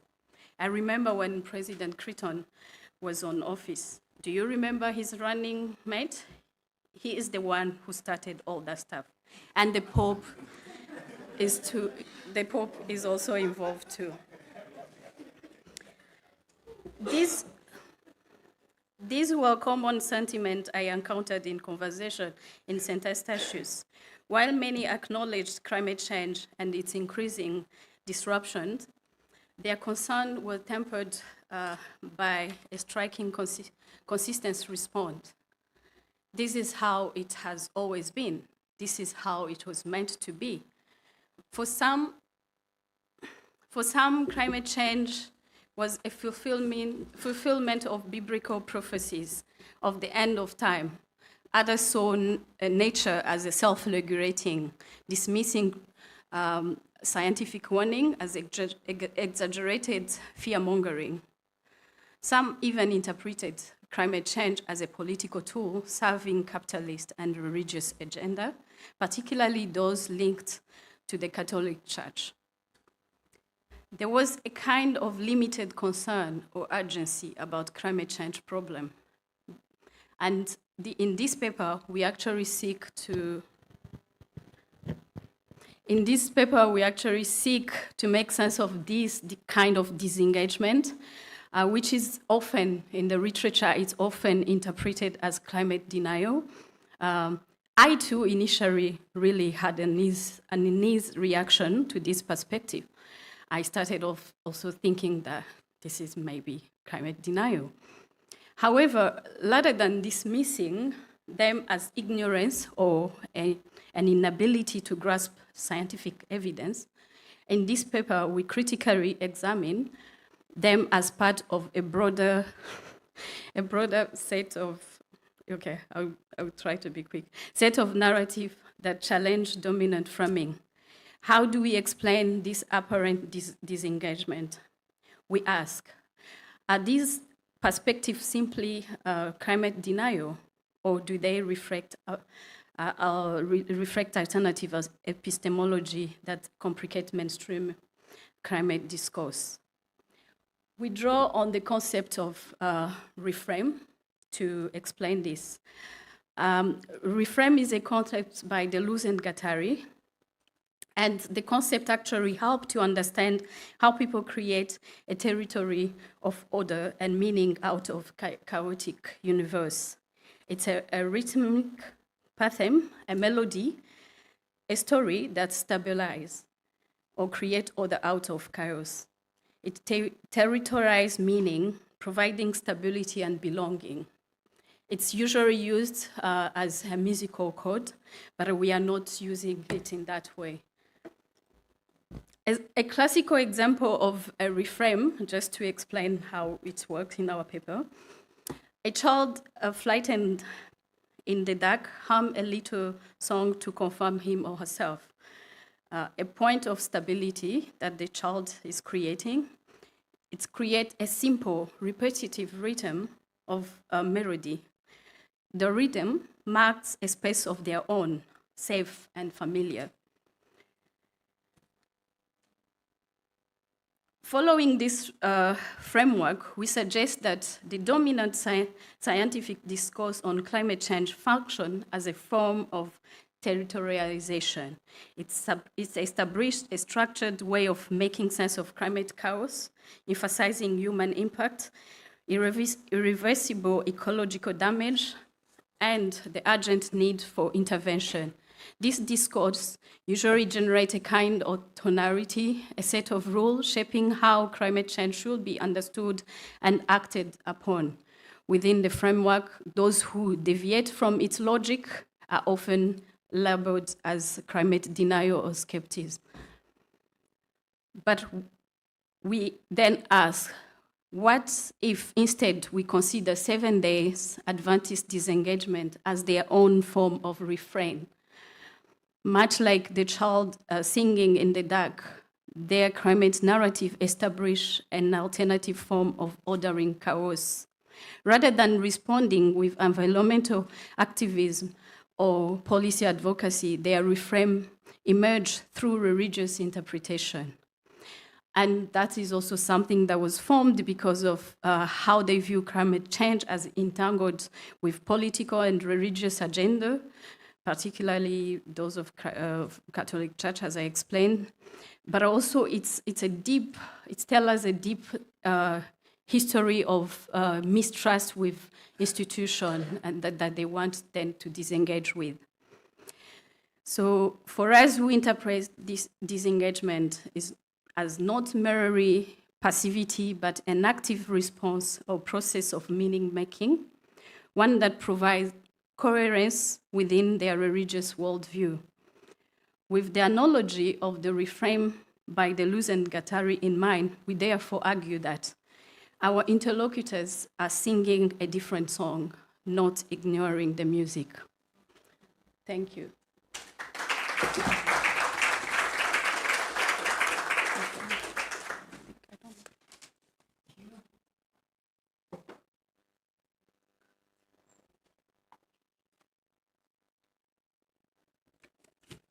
Thank you, Yvette. Now we go to the last presenter, and after this presenter, then Keston and Melanie will be back, and then we'll all have a Q&A. So now I turn to the PhD candidate in the program, Miss Lisanne Charles, who is a poet, activist, scholar, and she did wonderful research on St. Maarten, St. Eustatius, and Saba. And what she will be talking about today is what's in policy? What is it in the poem, Poetically Informed Participatory Ethnography as a Method for Caribbean Public Policy? So Lisanne, please.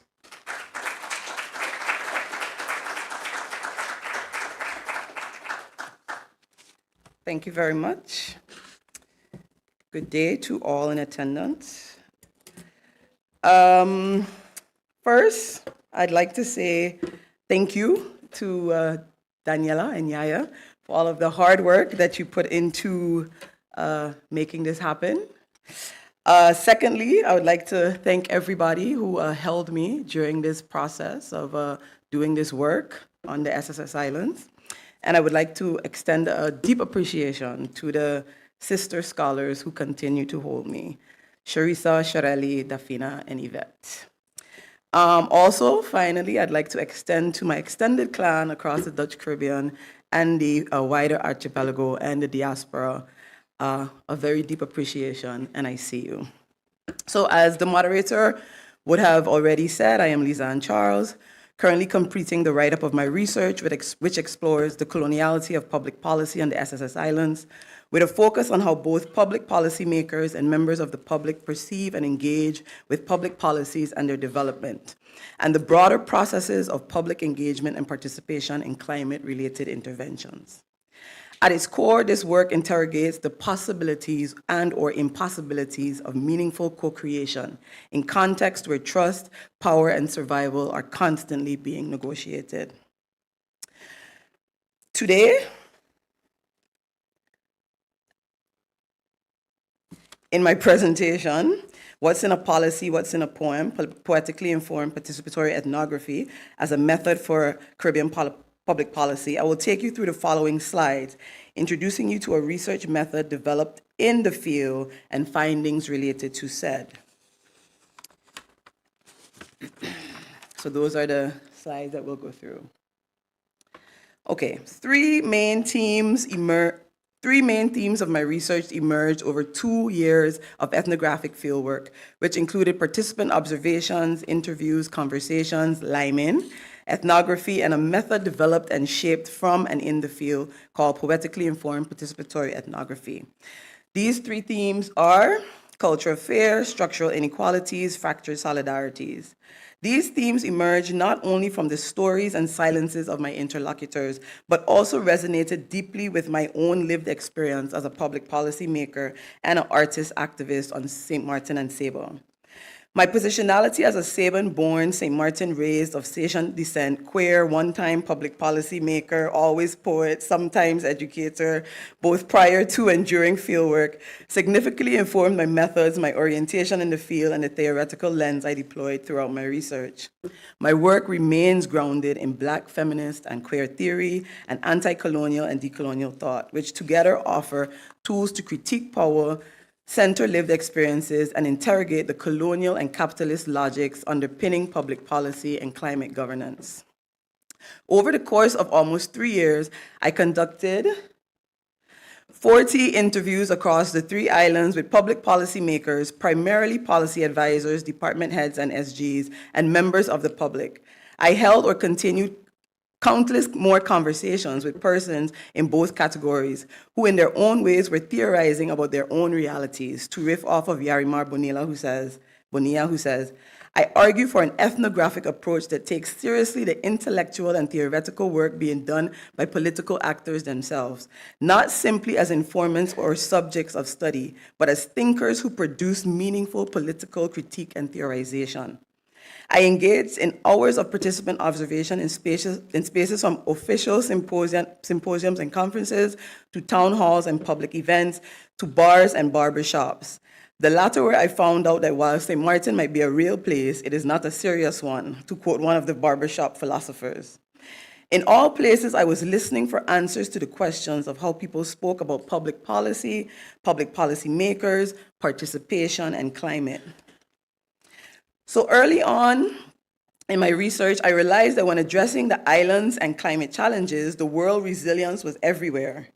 Critics of the word resilience engage with the concept of vulnerabilization. Sharp and Algood argue that resilience often places the burden of survival on marginalized communities to bounce back from crisis, while obscuring the ongoing processes of vulnerabilization, including how systems actively reproduce and sustain vulnerability. On the ground, though, the critique came slow. Resilience was embraced almost without critique. A contrast, however, can be found between this WhatsApp message, so it's at the bottom, and the book all the way over in the corner on the screen. The latter from 2018, offering the perspectives of managers, presents a positive reaction and reflection on the resiliency of islanders, while the WhatsApp message from 2025 from a mid-level employee reflects what most of those in the book's perspective could not capture. What is the cost of resilience? Who bears this cost?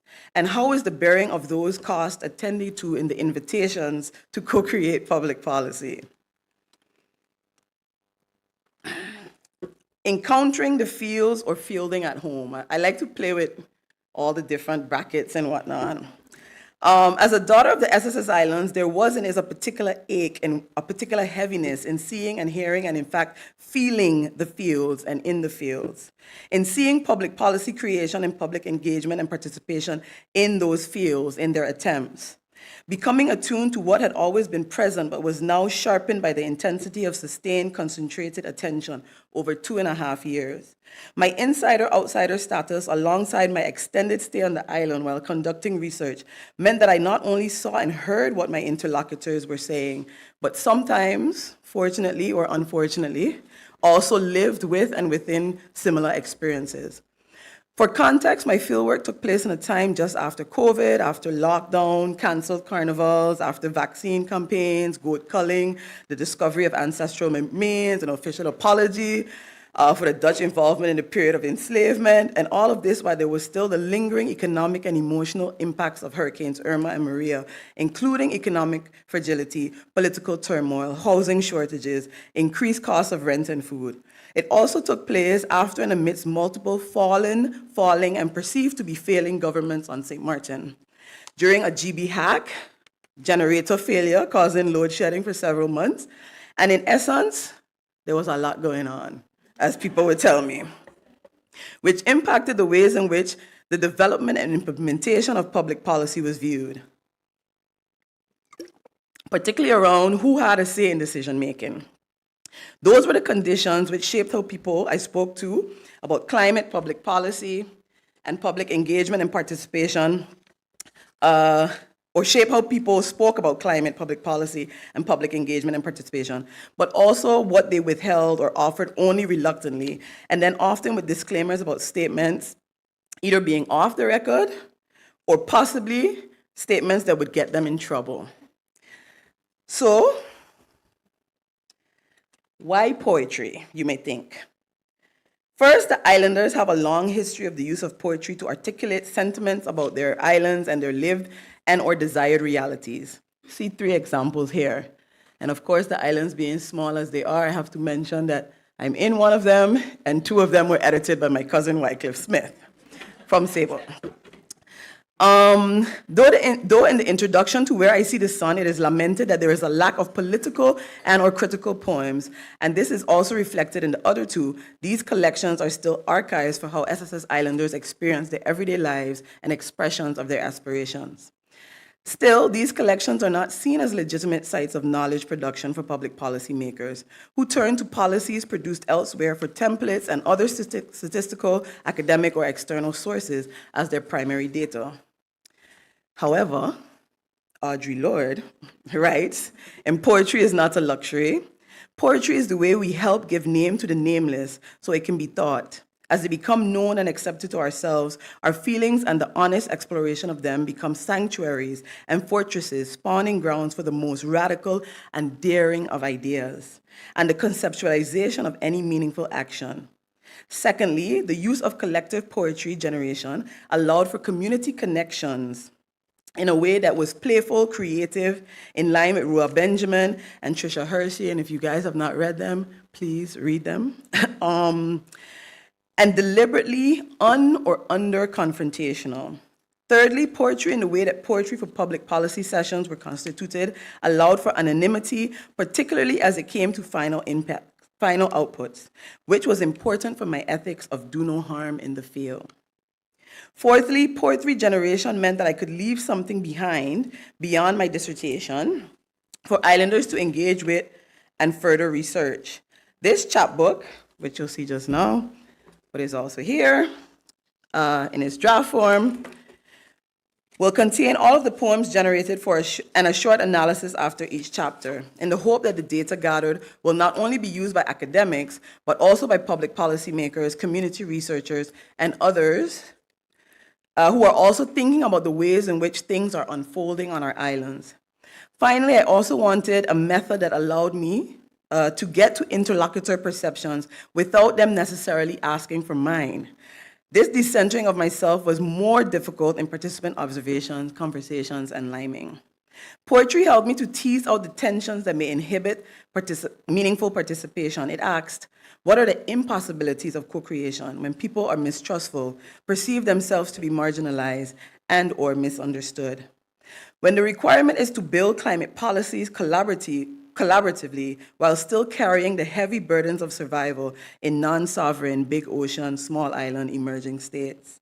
I think here of Farhana Sultana's unbearable heaviness of climate coloniality, where she writes, climate change lays bare the colonialism of not only the past, but an ongoing coloniality that governs and structures our lives, which are co-constitutive of processes of capitalism, imperialism, and international development. The uneven and unequal vulnerabilities and marginalizations draw attention to continuities from the past and into the future. It is a slow violence. In the spaces like the SSS Island, where public policy development is multi-layered, multi-scalar, and complex, I was left with more and more questions that attend to both possibilities and impossibilities. So I'm going to skip ahead. So these are the sessions I did, 7 across all of the islands, and I want to get to the most important part, which are the poems.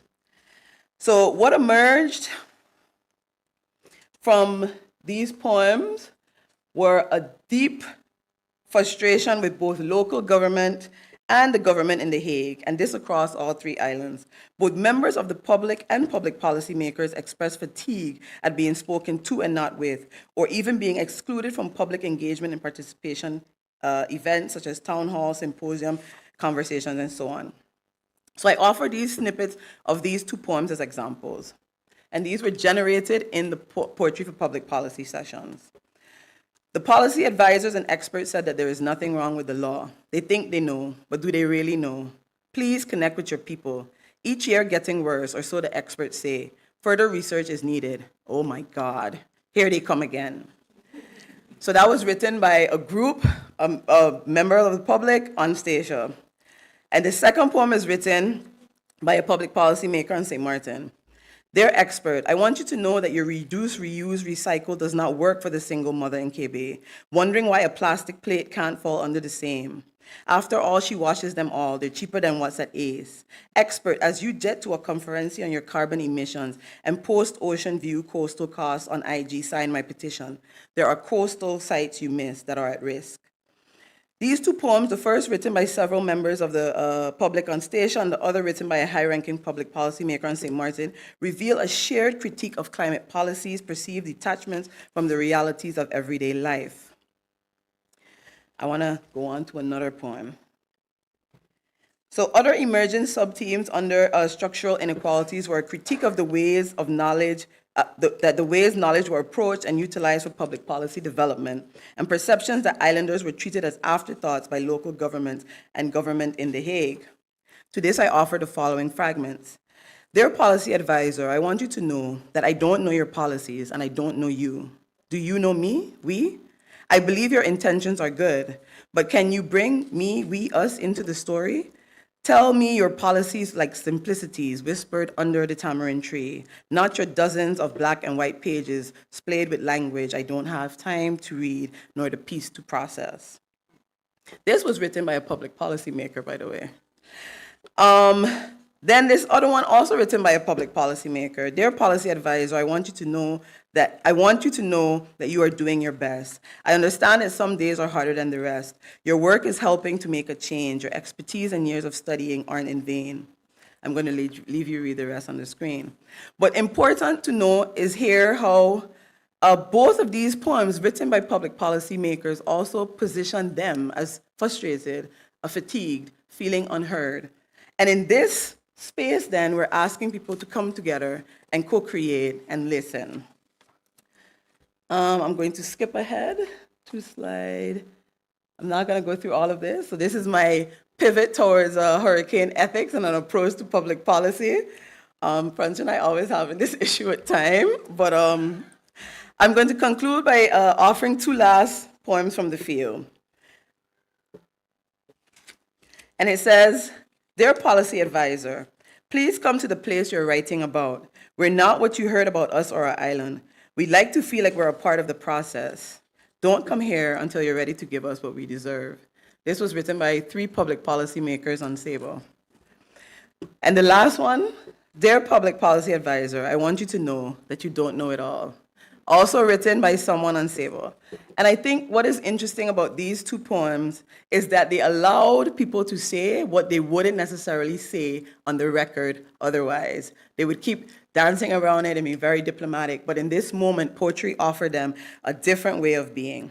So to end, these are the desired dynamics of having a different way of relating to each other that appeared in the 68 poems that emerged. And I think here of Maggie Fitzgerald's 2020 article, Towards a Department of Care, which argues for a specific department responsible for ensuring care approaches in the work of governments and governance. While I am not suggesting a creation of another department here, I do amplify the voices of my interlocutors who call for its ethos to be woven into existing structures. After all, what might it mean if care replaces coloniality and policy is guided by poetry and poetics across ministries, across engagements, and across policies? Thank you.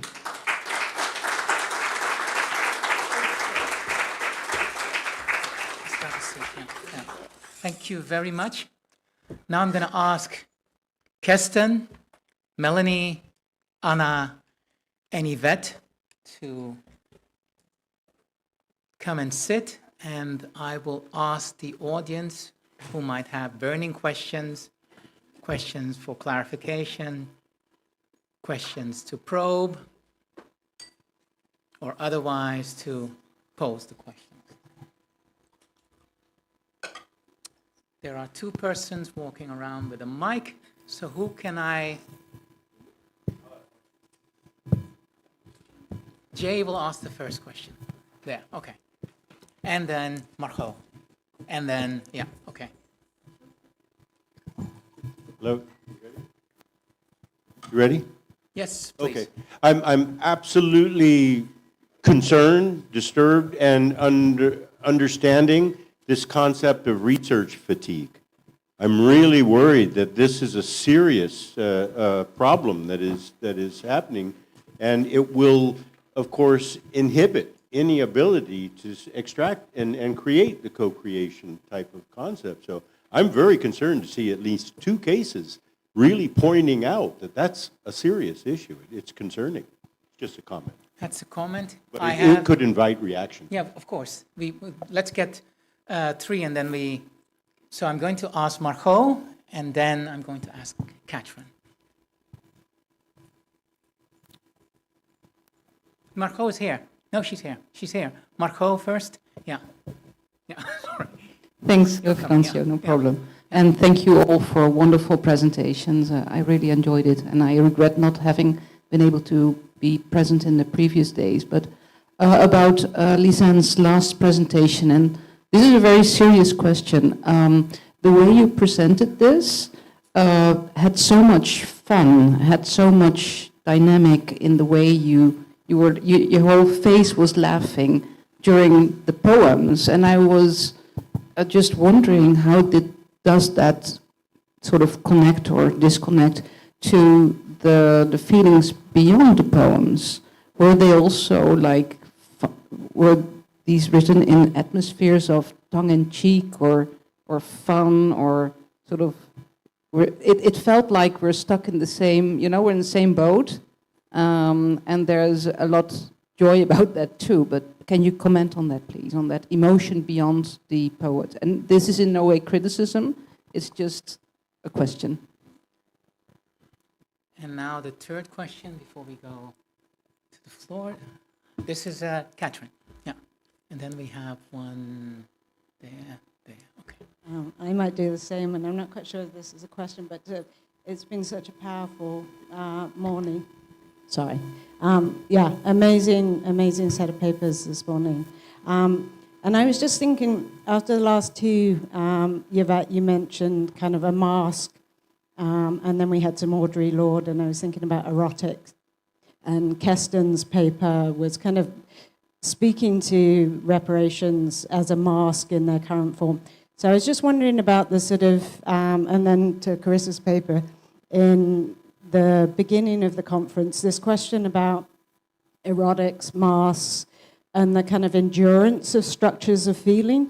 And just to ask you what your hopes are for the kind of, and Melanie's, this of the commemorations, just your hopes and kind of tactics, I guess, for a kind of enduring structures of feelings.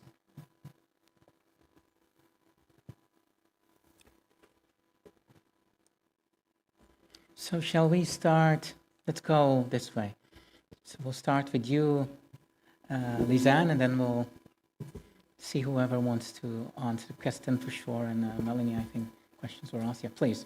Okay, well, I'll answer the first 2 and then come back, because I'll give your question a bit more thought. Speaking to Jay around research fatigue, is not something that I heard only in these poems, but actually I also went on a knowledge mission, and there, on every island, not just the SSS, people spoke about the ways in which they were constantly being come to or consulted, but then nothing necessarily coming out of it, you know what I mean? And people kept saying, like, well, how many times do we have to talk about the same thing, say the same thing, so there is that. And I do think, I have to say, I think island people will always share because they want to be helpful, but there is something that the people who are asking them to share have to attend to, right? The onus is on the people who are asking them to share. And that's why I said, if you haven't read Rua Benjamin or Trisha Hersey, please read them, because they speak about play and creativity and imagination and rest, you know what I mean? And I think oftentimes we see the islands still as places of labor and extraction and not places where people also just need to rest. So that's one. And then Margot, I think some of them indeed that I read, they were the more playful ones or tongue-in-cheek ones, but some of them were actually very bittersweet. And I think the chuckle is sometimes my way of dealing with it without having to go into the depths, because I think about myself at USM in room 200, typing up these poems, and sometimes in tears, replaying when people read the poems themselves in tears. And so I think about that and about what that means for research and for policy and for co-creation and all these words that we throw around, you know what I mean? But at the end of the day, there are real people at the end of these interventions. And so a lot of these poems are very bittersweet and they're sad, like when you sit with them and when I sit with them. So I think sometimes my laughter is definitely a wall to not necessarily have to go there, especially when I'm presenting, you know? I think I'm just going to add on the research fatigue because that is also one of the things I encountered in Statia. But for me, it came out on two fronts. First, as just the general research fatigue, but also the research fatigue that is also linked to the subject matter, climate change, and also the waste, seen as an imposition, like, because I discussed that in our paper. The moment I changed and started presenting myself as someone not coming from The Hague, I was, or from the Netherlands, I was welcomed differently. So it signifies a different thing. It's yeah, and it was also this whole thing about waste always coming, imposing on us how to live, ways of living, and also criticizing the whole thing about climate change itself. What are you also changing? Why do you want us to change things and our way of being? And yeah, those were mostly. But I also, because before joining this team, I also worked in other context, Africa.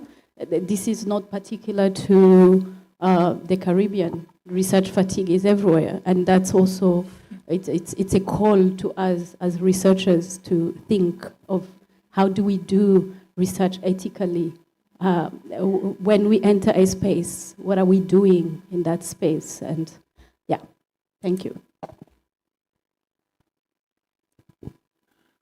You will not ask a question, but we're going to come back to you, Anna. Yeah, please. Oh, okay. Yeah. I'm going to say a quick word on the research fatigue. I think there are a couple things that I think we might note. First, I think it's how we train researchers is a concern of mine. Research is seen as this thing often, I think even in my graduate training about a decade ago, there's a certain distance by which we approach research as though, you know, it's the same kind of top-down approach that we take often, and even in policy as well, that creates, I think, that disconnect between people. And I think I mentioned very briefly yesterday that my experience in Barbuda was quite enlightening because I went with a certain program. I had funding, I had a certain research agenda and a protocol. And when I went there, I was just given this look, what are you doing? What is this about? You know, this does not connect with what we want and the kind of political mobilization that the Barbudans are leading against their government, right? So I think the first step is probably how we train researchers. We need to take account of that and perhaps think about different ways of training researchers as this subject participant or respondent researcher kind of point of view creates that level of distance. And I think we also, perhaps at the beginning of the research process, even before we come with our brilliant ideas, we might actually talk to people about what their needs are and what are some of their concerns about these things, as opposed to going in all heady about, you know, thinking that we know, when in fact these people have different concerns and they actually would like to use research, but use research in different ways. The second thing, the mask, was it structures of healing you mentioned? Feeling, okay. Right. Just thinking about how you turn these kind of structures of feeling into more kind of, I guess, kind of structures of collaboration and kind of an endurance. So just thinking about the Sir Lauren Ballant kind of like infrastructures of effect, you know, how that effect kind of becomes, I mean, thinking about your paper, Melanie, as well, how that becomes a monument without being a patriarchal monument. I think I'm going to think about that a little bit more and allow Melanie to speak. Okay, so thank you for the questions. I think my answer might actually be about both. And one, both the research fatigue and the structures of the hopes and feelings, the hope of feeling. I can't remember exactly how you put it. It was very lovely. But so I come at this as a historian, and I'm a historian of the early modern world. I'm used to looking at documents that are like 16th, 17th, 18th century. So the fact that this research has taken me in the directions that it has were a little bit unexpected. But I went there. But I think that gives me a slightly different perspective as someone who is not necessarily trained to do some of the stuff that I'm doing now, which is, I think there's some useful, there are ways to reflect about the way that we relate to our past and to the dead. So to those who we think of, you're accustomed to thinking of as not speaking back in some sense, is very instructive of how we're going to relate to the living. And we've grown accustomed in sort of imperial structures of historical conversation to think of, like I hear people talk about, you mine sources, or or we go to the past to learn, about ourselves in a sense. And that's not a basis on which you would conduct any respectful conversation with anyone, right? So I do think, and this is not just because I'm a historian, well, maybe it's a little because I'm a historian, that some of the imperial ways in which we have been taught to relate to the past, as though it's there for our purposes as the living, really does structure, like that is an indication of how you talk to and engage in conversations with those who you perceive to have less power than you, to an extent that any society sees its past as there only for the purposes of reconstructing power among the living. To that extent, is that a society that's going to be fundamentally unable to engage in the kind of collaborative conversations about disempowerment and dispossession. So I think a fundamental shifting of how we relate to the present past that we ourselves cannot perceive in a sort of sensory way, but that is there as something that is not there for us. Like, people did not live their lives for us. But the stories that we ask about the past are stories about, we're asking people to share stories in much the way that we ask the living to do it. So I think there are some really fundamental ways that we have to reshift our thinking to the world that we cannot, our relationship to the world that we cannot see, but that is here with us. That is essential. Anna, please. Yeah. Yeah, I felt now that I still want to say something on that. I think I've never been trained in anthropology properly, but once I did my PhD on it in Europe, in particular in Germany, researching, kind of turning back the gaze, researching white Germans. That was a very different experience, and there's very little and few research methods that actually allow people of color within Europe or from outside of Europe to actually even research back or up to power. So that's, I think, one thing. Most research methodologies usually look through this very colonial lens where the refugee question, the refugee generally, or any side in the global south is just a side of generating knowledge, which you in most cases, I guess, could have Googled as well on the internet these days. But I'm a bit, I don't know if just changing methodologies necessarily does it all, because there's no research fatigue amongst white European citizens, definitely not.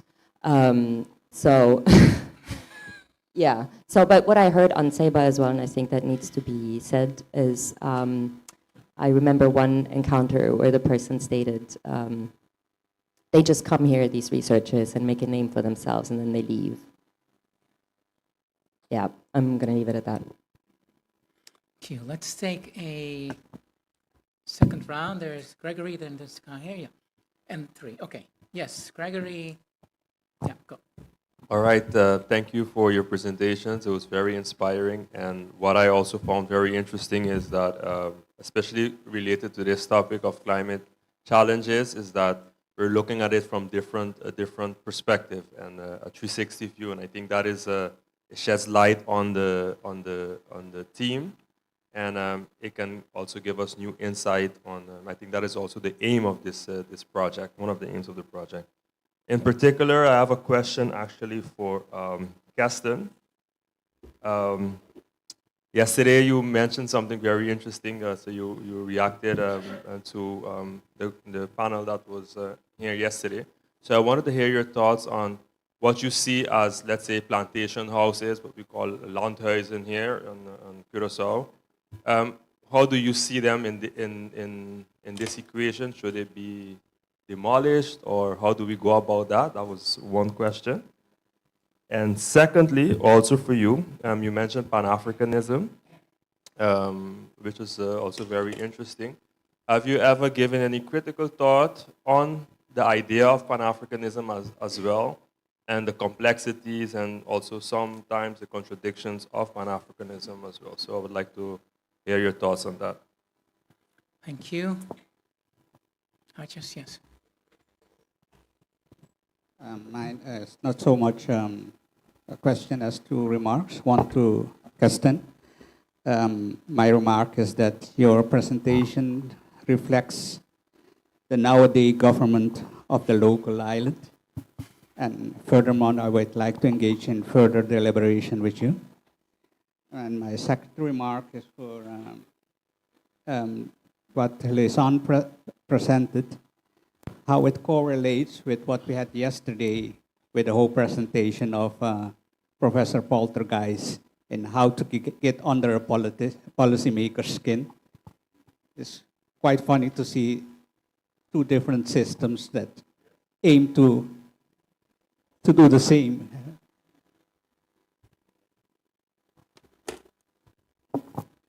Thank you. Yes. Question is to Anna. It's a little bit theoretical, Anna. How do you put your research on settler colonialism in Saba to the pre-existing discussion on settler colonial studies that is, mostly about, for example, Israel and Palestine, or, settler colonial from Europe to the to American, or, for example, what is that? British to white British to Australia, and with the Aborigine and etc. So how you put your situation in Saba to the pre-existing discussion about settler colonial studies? Thank you.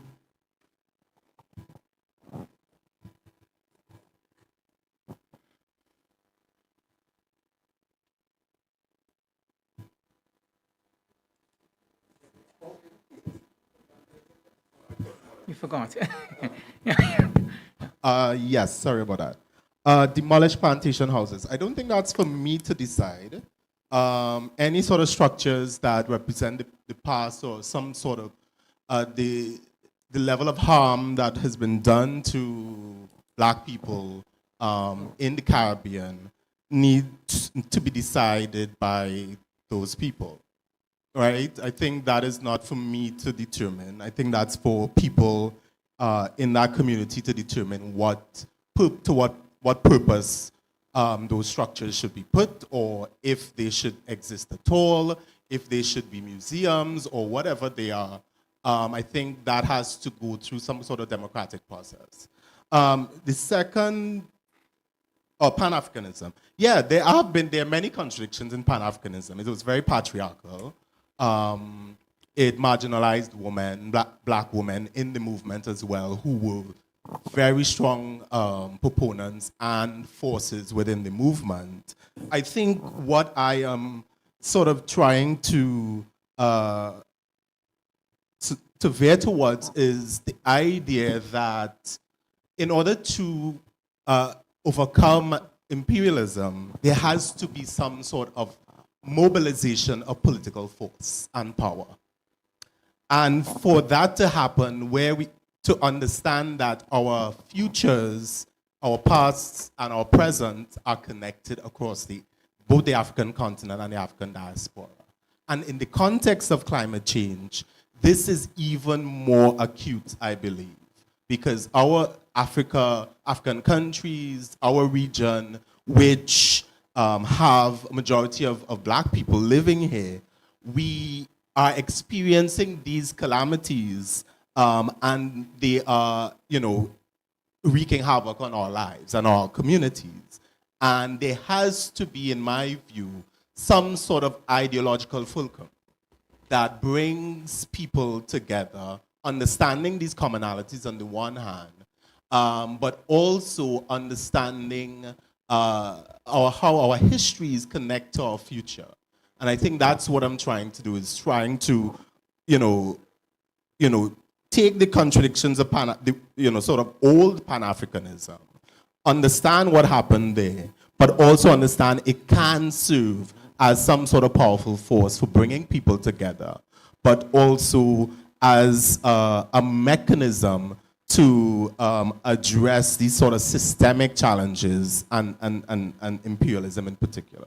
Just to react quickly, also in addition, I forgot to also mention or ask you, how do you see, let's say, the modern Caribbean realities, such as, let's say, the post-emancipation influx, for example, of people of Southeast Asian, let's say, descent, and how does that fit within? Because you mentioned Pan-Africanism, so how does the Indo-Trinidadian, for example, fit in this equation, and others as well? So my point of view on this draws from some of my forebears, Kwame Ture, Audre Lorde, amongst others, who saw that groups of people who are marginalized should come together. Groups of people who've been oppressed, who have experienced these kinds of tragedies in various ways, should join together and form some sort of force to, address the issues that they face, right? I don't think Pan-Africanism necessarily excludes other people of color. I think it can serve as a mobilizing mechanism, right? And we can understand that all of our, futures, all of our destinies are tied together. When I think we understand that, we can use, this particular ideology, this particular political framework as a way to push forward, right? But there are obviously tensions. There are obviously issues with, I think right now, I think we're experiencing that very, very clearly in Trinidad and Tobago, as a way in which people who have gone through some sort of colonial experience also see the other within their own community as the enemy. And I think that is, I think the ideological framework of Pan-Africanism offers to us the ability to bring people together who have been, historically oppressed.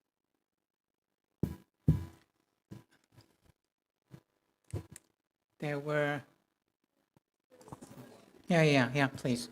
Let's get the other questions. Yeah, I had to. Thank you. That's a long conversation, obviously, and I hope I will explain it in a way that people who don't know the theoretical debates can follow. So the question was, how do I make use of settler colonialism in the Caribbean, essentially? Okay. And how does it relate to the regular white man settler colonial theory? So first of all, settler colonialism as a theory and philosophical engagement with the post-independence predicament came up predominantly by Palestinian and African movements and theorists, and not by the Australians that eventually became famous with it in the 80s, 90s, and 2000s.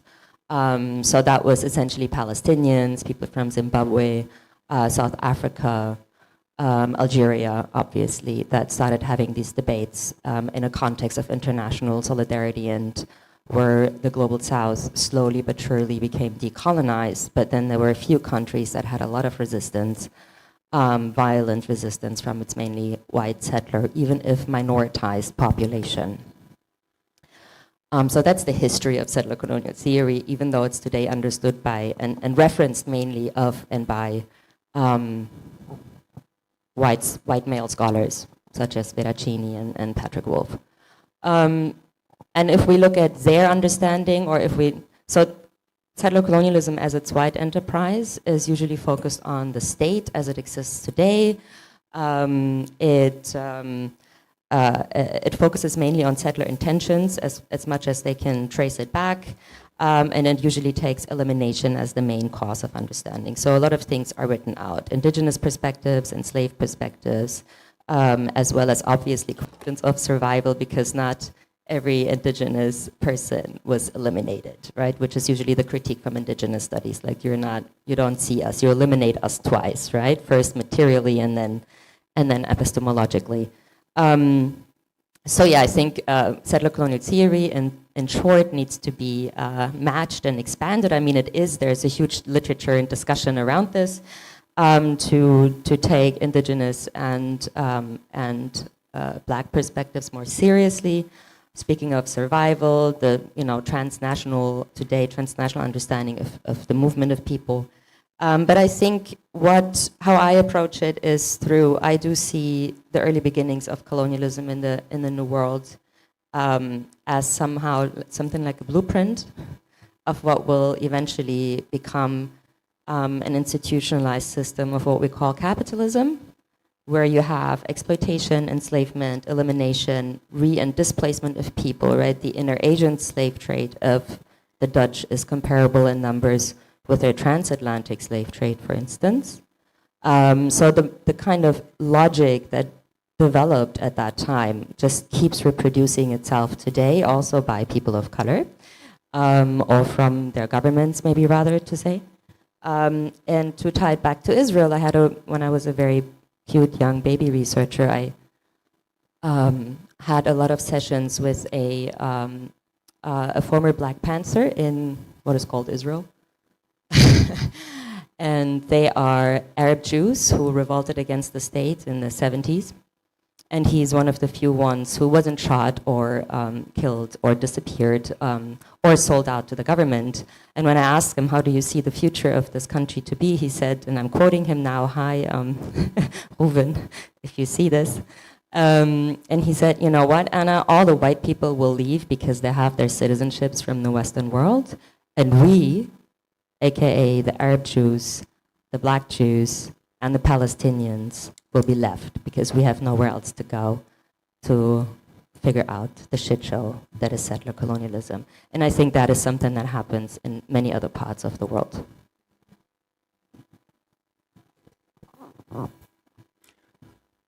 Let's take 3 other questions. So there's Brent. I will pose a question also. Ellen and then Michael, and then I'll pose a question to maybe in the end. Brent first. Yeah, thanks so much for all these wonderful presentations. I was just thinking about the moment where you talked about Ralph Gonsalves being Joseph Chatoyer, or being figured as Joseph Chatoyer, and I kind of laughed because I was like, oh, that makes sense, but it's also problematic. So I wonder if you could say more about that, and I was also wondering if there's any subtle life to this colonial black Carib, red Carib distinction.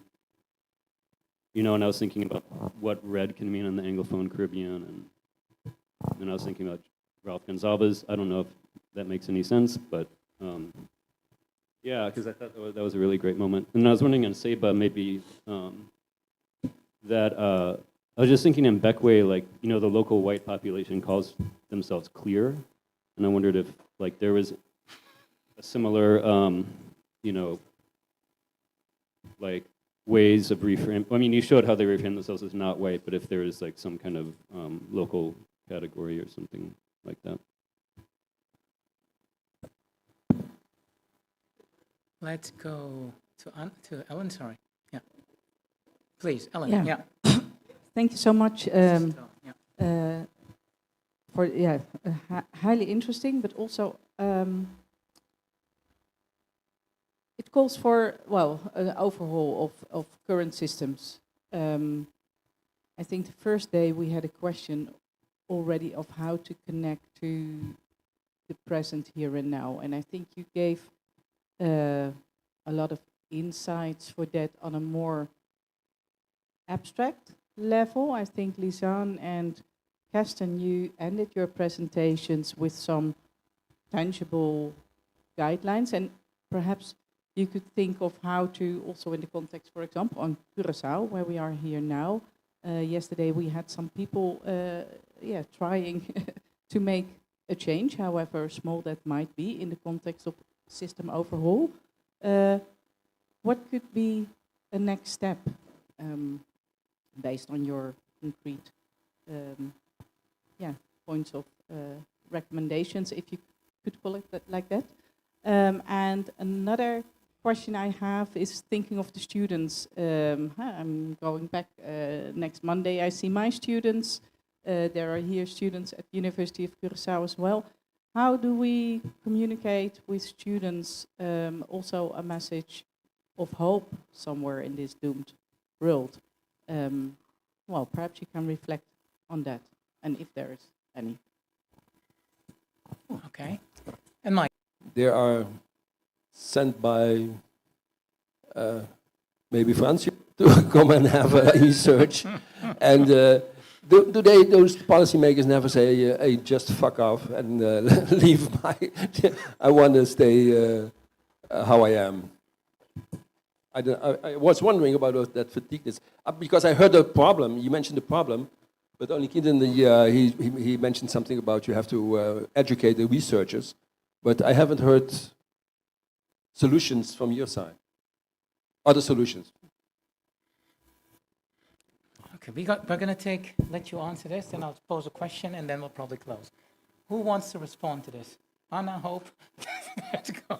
No, first you, go. Yeah. So I think I started by saying that these poems reveal what sometimes conversations do not, or interviews, or attendance at research initiatives do not, right? So people will come, they will attend, that's their job, they will do what they have to do. They're also hopeful, actually, that something will happen this time. But the poems reveal that there is an underlying, at least for the ones that participated in my sessions, in my workshop, but also in the wider conversation, that there is a wider fatigue. And that fatigue is not just linked to the research, but it's linked to life on these islands also, like further exhaustions, right? Around, that's why I listed all the things that were happening in the context of my fieldwork time. So I think, yes, the governments will invite you to come and do work. It's up to you to also acknowledge that maybe the people who are in this space are in this place as they engage with you. And that's why I didn't get through to go through the list that my roadmap for engagement, because 15 minutes is always quite short. I always have a lot to say. But, hopefully in the dissertation I have more time to expand on that and explore it. But I think it's up to me, sometimes the onus is placed again, is this resilience narrative again, on the people who have to come into this space. And I've also been guilty of it, I'm an activist. We got to do everything all at once. But we also got to acknowledge we're asking the same, like let's say Saba, you're asking the same person to show up 10 times. I'm exhausted. You know what I mean? And we have to listen to that as well. So that's one. And then as it matters to hope for the students, I want hope for the people on the islands. And I want the students to enter the space understanding that if they're going to do work there, that they have to honor that hope. You understand? They have to honor the space that they're entering and really move in that space accordingly. And I think oftentimes, like, we're meant to do these ethical exercises and think through this and think through that. But when we're in the moment, when we're in the space, we messy. And I think, like, for me, if we want to do it differently, there's a whole slew of work on care, right? And that's why I keep anchoring my work in Black feminism. Right? I say it often, Audre Lorde is my Lord and Savior, because she expresses a particular way of movement that if we want to do work in these spaces where people, and that's why I use poetry, because poetry is a language that allows for listening, I hope, differently. And if you listen to people and they say, come and hold us differently, then it's up to the students as well to read, research, be enlightened, and come and engage differently. So my hope, definitely for the students, but my hope, as Francois would say, is for my people at the end of the day. Is there someone else who'd like to respond? Yeah. Yeah, okay. And the one about the hope after apocalypse as well. Okay, so yeah, so Gonzalez as Chatoyer. So I think there's very much an effort, or there was I don't want to put ideas in his head, but I think one could reasonably suggest that there was a certain recognition of a potential opportunity to anchor this new government in claims to a longer tradition of governance that predates sort of Columbus, for example. So for example, in 2009, the ULP government had organized a referendum on a new constitution, in fact, to become a republic, which incidentally contained no provisions to recognize the Carib territory in the north, for instance. Despite all the claims about Chatoyer and his national hero and all this, there's nothing practical about Garifuna land ownership, like land tenure, nothing like that. But it was rejected by the population. And I think it was rejected not because people love the Queen, but because they felt precisely a lot of what we've talked about here. People can sense when, what they're being offered is not the real deal. And so I think he is really trying to create certain kinds of claims for his government, but also contemporary structures of Caribbean government. I think there's a deep anxiety in the Caribbean among certain government leaders, and also among the generation of leaders who brought these countries to independence in the 1960s and 70s, about not having a claim to a sort of pre-Columbian heritage. And you do see these leaders repeatedly, and this is not just in the Caribbean, but across the Americas, trying to make certain claims on the basis of a pre-Columbian heritage. So I think there's an element of that there. I do think there's also an element, and this sort of color, colorism, and of avoiding certain kinds of conversations about color privilege. And this is, again, not unique to St. Vincent, through claims that are rooted through indigeneity, through claims that are rooted through avoiding conversations about class privilege and so on. So certain claims to national sort of solidarity that avoid issues of racism and color inequality. And I think we see that in a range of ways in the Caribbean in certain kinds of nationalist discourses. We also see it in heritage management, for example, a recourse to sort of national solidarity instead of talking about some of the ways that some of this heritage that we're talking about established these inequalities. I think you see that in Grenada as well. And then to come to this point about hope after apocalypse, I think, and this is going to sound even less hopeful at first, but it will turn. We really have to become accustomed to think of ourselves as people who are living after an apocalypse. Like the scale of what happened to this planet in the centuries after 1492.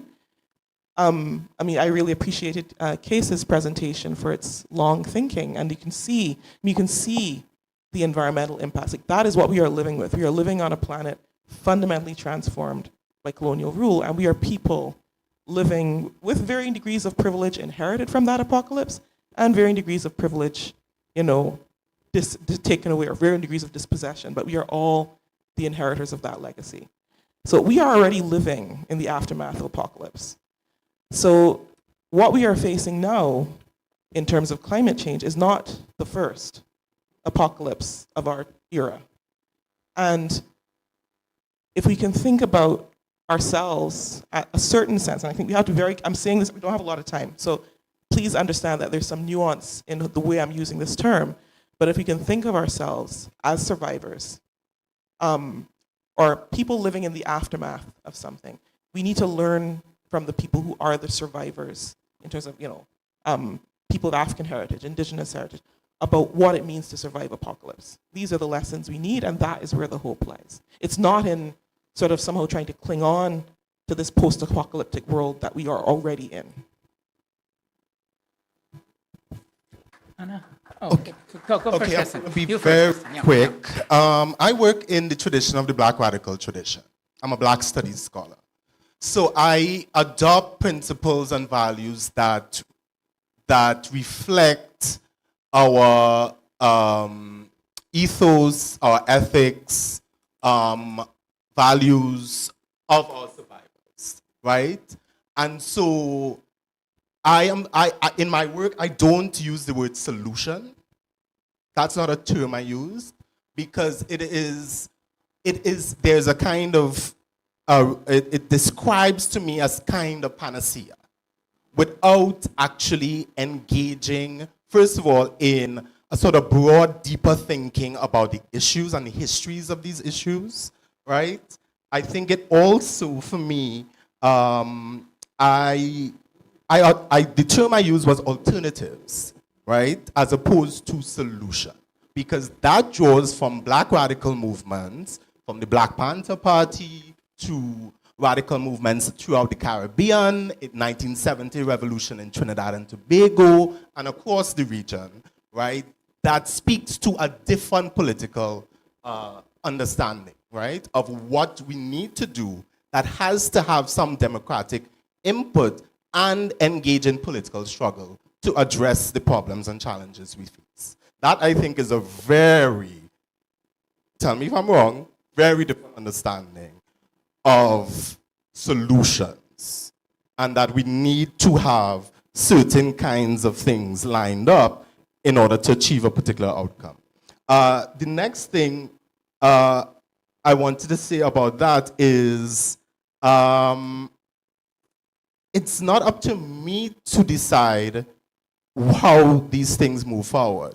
And I think I want to be very clear about that. I think, as I mentioned, I think before, there has to be a certain level of humility among academics and among people who are doing this work that we do not have the answers.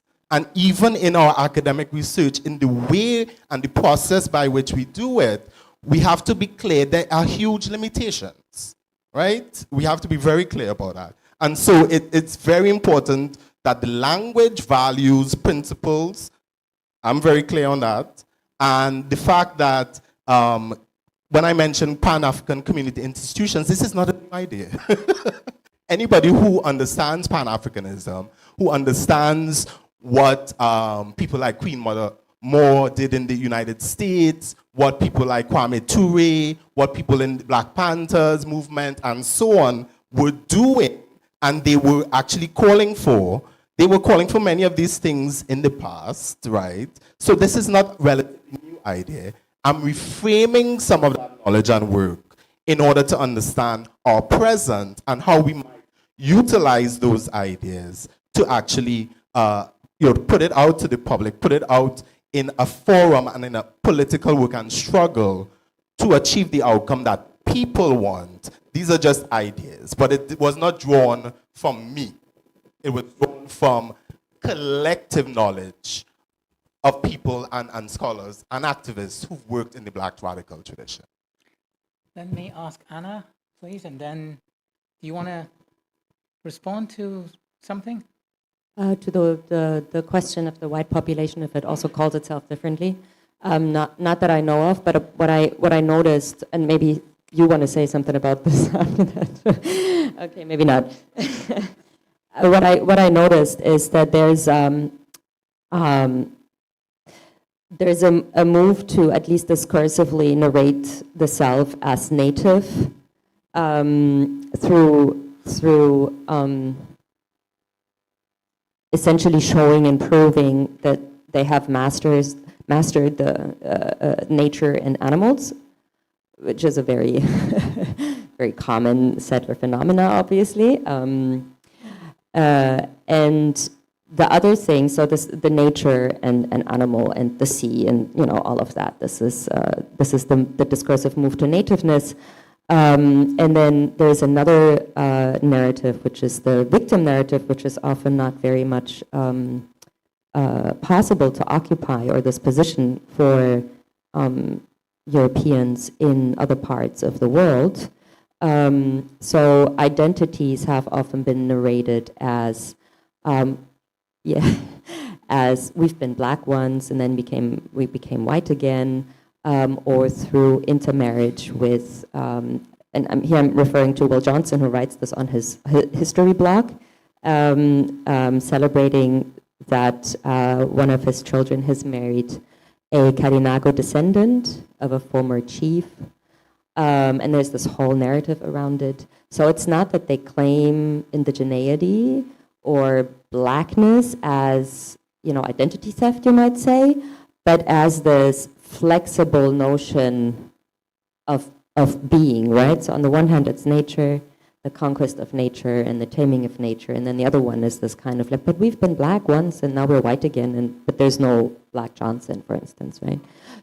So that's the main thing. And another one now with the goats, because I actually started talking about the goats.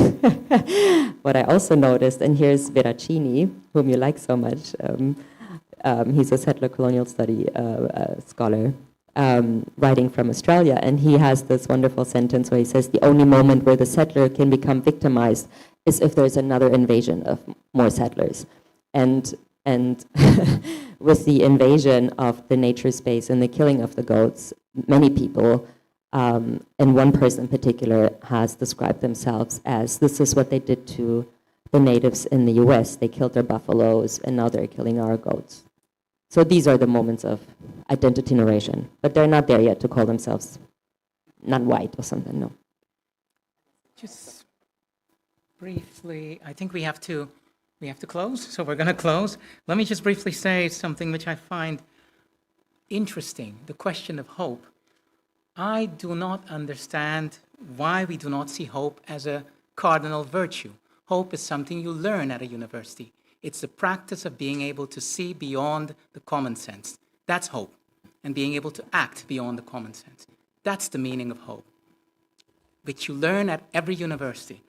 Let me stop there, because I think that's what hope is. Hope is not some fleeting thing. It's a practice, something you learn. Yeah, it's one of the virtues, one of the cardinal virtues. Let's stop.